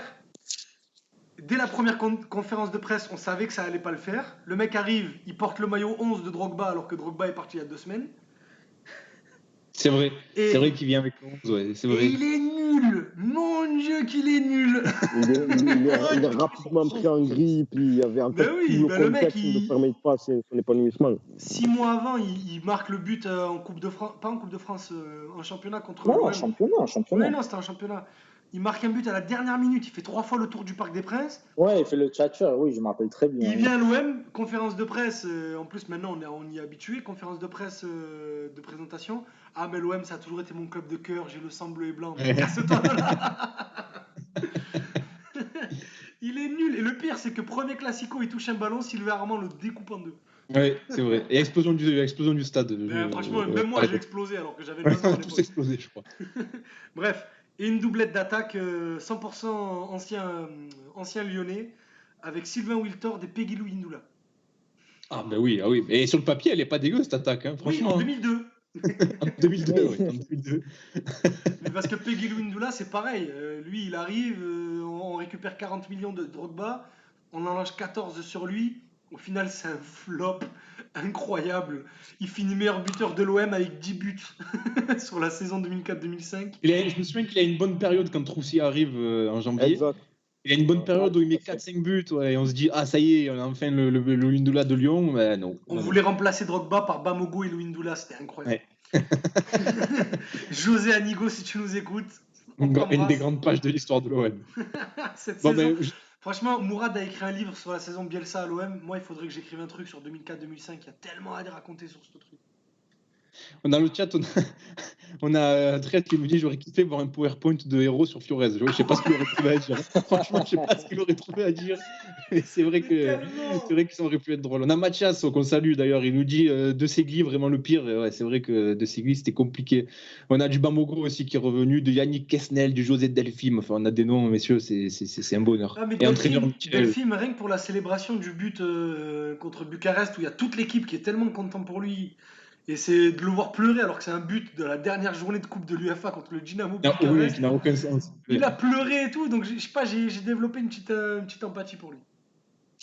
Allez, messieurs, je vous donne mon 11 de l'enfer. Donc, dans les buts, j'ai mis Gennaro Brasiliano. Je n'ai Ah oui, toujours pas mais compris ce oui. qu'il a voulu faire ici. Oui, bien vu, bien vu. Il a fait juste une entrée contre l'Inter. Et le pire, c'est que le match d'après, il aurait dû jouer parce que Mandanda a été suspendu et il n'a pas joué. Non, Donc, parce j'ai que jamais... en fait, il est mis, Mandanda prend le rouge, donc on sait que c'est lui qui part pour être titulaire contre le Bayern. Donc on le met le week-end d'après, on joue Quevilly en Coupe de France et on le met titulaire histoire de le lancer un peu, de le mettre au Oui, c'est rythme. ça. Et il est horrible. Ouais. On perd 3-2, donc comme tout le monde Mm. le sait, et il fait 2 grosses erreurs, mais vraiment des erreurs de poussin, quoi. Et ce qui pousse Didier Deschamps à mettre Andrade contre le Bayern en quart de finale aller, qui était donc le 3e gardien. Mais le mec avait un match à faire dans l'année contre le Bayern, et même ça, il l'a pas su faire. En défense, donc j'ai pris une défense à 4. Alors, j'ai eu un peu le même problème que toi, Edry. J'ai pas trouvé derrière droit et je voulais pas mettre Tyrone Mears juste pour son but contre l'Ajax. Du coup, j'ai mis Jimmy Traoré à droite. Oh là Pareil. là. J'ai toujours pas il compris était ce qu'il voulait gaucher. faire ici. Oui, bien sûr, mais je te dis, j'avais personne à droite. J'avais personne à droite. Donc j'ai mis Jimmy Traoré à droite. De toute façon, à droite, à gauche, dans l'axe, c'est pareil. Hein. Arrière gauche, je suis désolé pour le football parce que c'est un grand nom du football, mais son transfert à l'OM n'a eu aucun sens. Vicente Lizarazu. Vicente Lizarazu à l'OM, ça n'avait aucun sens Ouais, du mais déjà début qu'il à la était fin. pas bon, mais alors cette tête devant Bernard Mendy n'a aucun Voilà, et sens. puis oui, ça c'est l'apothéose Ah, mais ça a du non-sens. scellé son avenir. À l'époque où les joueurs, dès Voilà. qu'ils faisaient une grosse connerie, n'étaient plus sur le terrain, contrairement à aujourd'hui. Dans Mais l'axe, après, le pire, Lizarazu, c'est qu'il repart au Bayern. il est bon. Ensuite.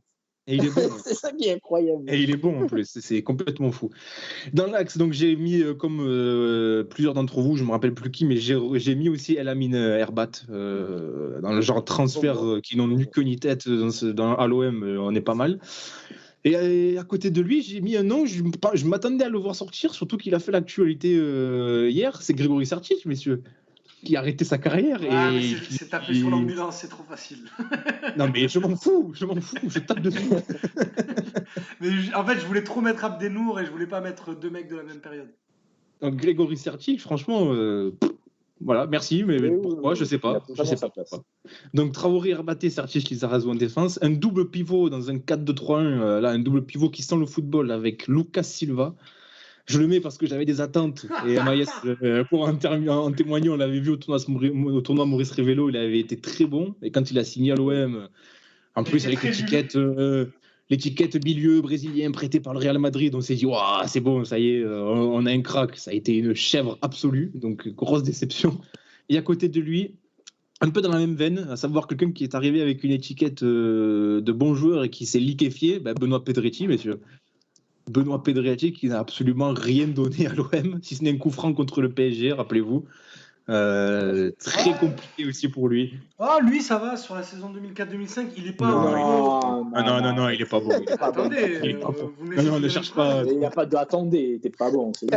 Il était pas bon. Je veux pas débattre là-dessus. Non, mais c'est juste que il arrive, on dit que dans 3 ans, ça sera le meneur de jeu du Real Madrid. Mais sinon, si tu prends juste... Et voilà, mais du coup, la déception était à la hauteur. La déception est plus grande, mais il était pas non plus horrible. Il était juste pas au niveau, Il mais devait en soi, ça va. avec Eduardo Costa, le meilleur milieu de terrain. Il devait marcher sur la Ligue 1. Ce milieu, Eduardo Costa Pedretti. Ah oui. J'en ai marre. Lyon, ils arrivent avec Essien, Mahamadou Diarra et Juninho, ils nous écrasent. On était tous hypés par ce milieu, c'est vrai que ça n'a rien donné. Ouais. C'était compliqué. J'ai complètement zappé Lucas Silva de Ah oui, Lucas Silva. Et, si je l'aurais mis à la place de... Lucas Silva, une louche contre Lille, je crois, et c'est tout. Il avait fait une louche, on s'est dit, oh, t'as du talent, mais non, pas du tout.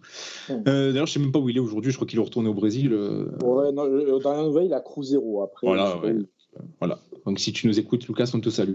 Et donc une attaque avec un 10, 2 sur les côtés et une pointe. Le 10, ça me fait du mal d'associer 10 à son nom, mais bon, il joue dans ce poste-là. J'ai mis Salim Arrache. On s'arrache comme Salim Arrache. C'était compliqué, Salim Arrache. Franchement, je me souviens d'une entrée en jeu en Ligue des Champions contre Porto. Mon Dieu, c'était compliqué. C'était très compliqué, Salim Arrache. C'est aujourd'hui agent de joueur, Salim Arrache. Voilà, oui, Salim Arrache qui est devenu agent de joueur, exactement. Alors là, j'ai un peu bricolé aussi, hein, c'est pas vraiment leur poste, mais bon, je voulais les mettre. Sur le côté gauche, j'ai aussi mis Mendoza. Forcément, je crois qu'il nous a tous marqués par sa nullité, hein, le Condor. Le Condor en 2 mots ou en un mot, ça marche pour les deux. Mendoza, c'était compliqué. À droite, donc c'est là, c'était à droite. À gauche, j'ai mis Matt Moussilou, messieurs. Matt Moussilou, qu'est-ce qu'il est venu faire à l'OM, Matt C'est Moussilou. vrai. Qu'est-ce qu'il est Ah, venu il était faire vraiment mauvais. Mais il était là. venu pour remplacer. Enfin, il est arrivé l'été, mais c'était dans l'optique de la CAN. Parce que Nyang devait partir à la Oui, CAN oui, en oui. janvier. Et il fallait prévoir un attaquant en plus. Et il est tellement mauvais qu'on a sorti Kanga à Calais fin janvier. Voilà, vaut mieux rien prévoir dans ces cas-là, hein, franchement. Il y a une C'est pas un crack, séquence lui, non plus. exceptionnelle sur YouTube entre Antonici et Matt Moussilou. Ah oui, mais attends, non, non. On va avoir envie de nous faire gagner, Matt. C'est ma vidéo préférée de tout Internet. Mathieu et Ama sont déjà au courant, je le fais à chaque fois. C'est ma vidéo préférée de tout Internet. Allez taper Antonetti Best of sur YouTube, c'est incroyable. Notamment ses causeries au Japon, où il insulte les joueurs en Corse. C'est la meilleure chose qui existe. Exceptionnel. Il y a Mathias qui nous dit dans le chat, donc il me dit j'ai cru que tu allais mettre Evra. Mais c'est vrai qu'on aurait pu mettre Evra dans cette équipe. C'est vrai, il n'y a aucun de nous qui l'a mis. C'est vrai. ça. Evra, on aurait pu le mettre. Ouais. C'est vrai que Ah, je voulais on a mettre pas- Abdenour et Christian Val, moi. Je finis, j'ai mis Moussilou sur le côté droit et en pointe, je crois le joueur que j'ai le plus insulté de ma vie à l'OM à égalité avec Caboret. Mais bon, je ne peux pas mettre Caboret parce qu'il est resté longtemps, il y a une petite affection. C'est Mamadou Samassa, les gars. C'est Mamadou Samassa, c'était une plaie, ce joueur. C'était incroyable. Je crois que c'est un des rares ratés de Pape Diouf en termes de transfert, Mamadou Samassa. Oh non, il y en a beaucoup, mais c'est juste que c'est pas des ratés qui coûtent cher avec Pape Diouf. Ah, mais lui, c'était compliqué. Hein. C'était très C'était compliqué. Il n'avait pas du tout le niveau. C'était le premier cadeau empoisonné de Rudy Garcia, ça. Il avait, oui, c'est vrai, à l'époque du Mans. Du Mans, tout à fait. À l'époque du Mans, Mais c'était compliqué. il a une carrière sympa, c'est ça le pire. Hein. Il va en Série A, il joue au Chievo, il a je sais pas combien de sélections avec le Mali.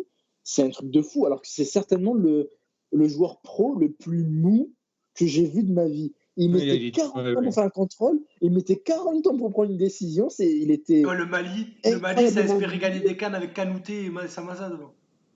C'était compliqué, il a une bonne courte. Tu sais qu'il va en équipe de France Espoir aussi, il me semble, si je dis pas de bêtises, avant qu'on le recrute. Oui, mais c'est un joueur qui est plein de promesses quand il arrive à l'OM.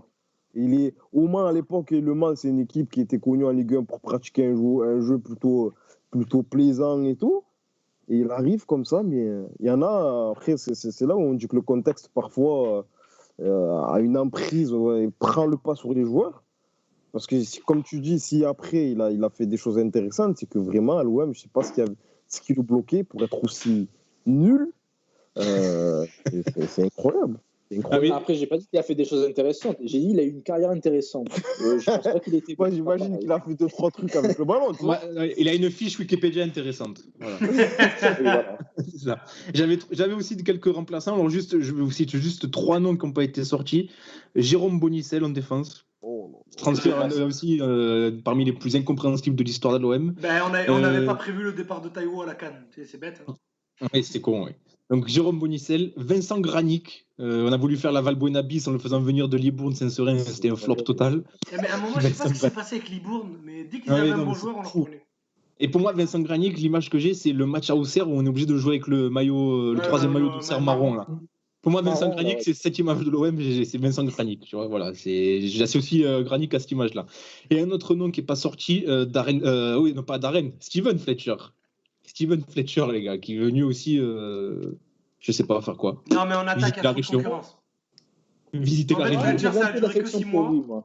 Et on attaque à trop d'autres.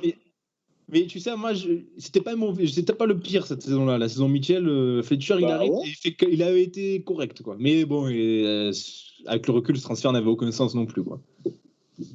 Oui, quand tu vois ta carrière, au final, à coup de Sheffield et tout, c'est pas ouf. Messieurs, pour terminer, on nous demande dans le chat les entraîneurs. Allez, chacun un entraîneur, là. Le pire entraîneur et le pire et l'entraîneur après. Non, mais qui va dire autre chose que Mitchell? Ah ouais, Mitchell, c'est grave. Ouais, Mitchell, ouais. Je pense qu'on est d'accord. Tu vas pas mettre Anigo, tu vas pas mettre Troussier. Moi, il y avait, parce que Mitchell, c'est évidemment l'évidence, mais il y avait un autre entraîneur espagnol qui m'a marqué, avec les nombreux visionnages sur OMTV, c'est Javier Clemente. Mais oui. Genre, je trouvais ça dingue. Comment il s'appelait le coach on parlait de lui, le coach qui avait été recruté, qui a démissionné, qui a été re-recruté, c'est pas Tomislav Ivic? Tomislav Ivic, oui, Ivic. C'est ça, oui, Ivic. Ah, Ah, mais t'as une flopée. l'OM des années 2000. T'as Magnifique. une flopée d'entraîneurs. Abel Braga qui était apparemment sympathique et tout. Il était ami avec les joueurs et tout, mais c'était scandaleux. Abel Scandaleux. Braga, tu c'est- sais, c'est comme. Ah putain, j'ai perdu l'exemple que je voulais faire, mais tu sais, c'est l'entraîneur qui arrive et qui sait pas ce qu'il fout là. Genre, il Ouais, arrive mais sur le dans banc, le il joueur. dit qu'est-ce que je fais ici? Il a eu des résultats lui aussi en Amérique du Sud, avec l'international, il me semble. Comme Non, mais- quoi, Je dis pas que c'est une il mauvaise est idée de fantastique. l'avoir pris. Justement, c'est ça que je te dis. C'est que l'idée sur le papier est bonne, mais lui, quand il arrive, il se dit mais qu'est-ce que je fais là? On a un message très drôle de 13 sur le chat qui nous dit personne n'a mis l'international congolais Yuto Ngatomo. On pense à ce cher auditeur d'une certaine émission du paysage footballistique français. Voilà. Voilà, pour ceux qui ne connaissent pas l'histoire, j'ai mis. Allez sur le compte Twitter d'Amaïs, vous trouverez la vidéo. Voilà. Allez voir @amaïsb, vous aurez le fin mot de l'histoire. Et enfin, votre entraîneur coup de cœur, bon là j'imagine ça va être un plébiscite aussi, mais bon, je demande quand même. Ouais, pour pas dire Non. Bielsa, je vais dire Guéret. Oui, voilà, Bielsa, Guéret. Ama. Bah non, Bielsa, je suis pas sûr que de mon vivant, un entraîneur me procurera autant d'émotions. C'est Ouais, je suis pas possible. d'accord. Yazir. Ah, bien ça. Ouais, on est d'accord, ouais. Mais Je me permets juste de. en fait, ça dépasse Vas-y. le cadre du foot. Donc, Complètement. C'est ça. Quand tu viens à rentrer vite à la maison pour regarder des conférences de presse, c'est qu'il y a quelque chose qui se passe de pas normal. voilà. Je me permets juste de citer Didier Deschamps quand même, qui nous a apporté nos derniers titres. Voilà. Ah oui, complètement. Un grand Je me respect, permets de le hein, citer. Didier Deschamps. On a du Gérard Gilly dans le chat pour Cisco, l'entraîneur improbable Cisco. Clementino Larevich. Gérard Gilly, ouais. Sinon, on a Paul C qui nous dit avec Micha Richcard, le polonais. Voilà, donc vous verrez. Allez voir le Twitter d'Amaïs et vous comprendrez. Il y a une petite vidéo qui est passée dans une émission de football, ce sont 2 minutes savoureuses. Voilà. Mais buvez un coup avant et asseyez-vous. Voilà, petit conseil. Les gars, je propose qu'on arrête là. On a largement dépassé. On devait finir à 21h, mais bon, on a dépassé. On a quasiment fait 2 heures d'émission. Voilà, c'est pas grave. Désolé pour ceux qui écoutent en podcast, mais voilà, ça vous fera faire votre Je footing. pense qu'on va vous mettre la séquence 11 improbable et 11 de cœur à part, je pense. Oui, il faudra la mettre à part. Oui, on la mettra à part. Voilà. Messieurs, on se quitte sur ça. Merci beaucoup. Merci de nous avoir écoutés à tout le monde. La semaine prochaine, un passe-ballon très spécial, toujours confiné. Mais on recevra l'ami Maxime Vandrel qui sort un livre sur la génération 87. Ouais. Qui va être, je pense, qu'il va être passionnant. Donc, on lira ça et on lui posera des questions sur son livre et sur cette génération qui nous a tant bercé, tant marqué. Donc, soyez au rendez-vous. Je pense que ça va être très, très, très intéressant. Ah ouais, ça va être. Et voilà. le livre est déjà disponible partout. Voilà. Max a déjà. Donc, on a déjà fait la promotion. Il coûte pas très cher, donc faites-vous plaisir. Voilà. C'est ça. Allez voir sur son compte Twitter, donc @maxvandrel. Il y a même un code promo. Donc, n'hésitez pas à lui donner de la force à acheter son livre parce que je pense que c'est un très bon bouquin. Les gars, merci. On se retrouve la semaine prochaine. Merci à tous ceux qui nous ont écoutés. Et puis, prenez soin de vous et on se dit à la semaine prochaine. Salut tout le monde. Allez, ciao, ciao. Ciao. Ciao.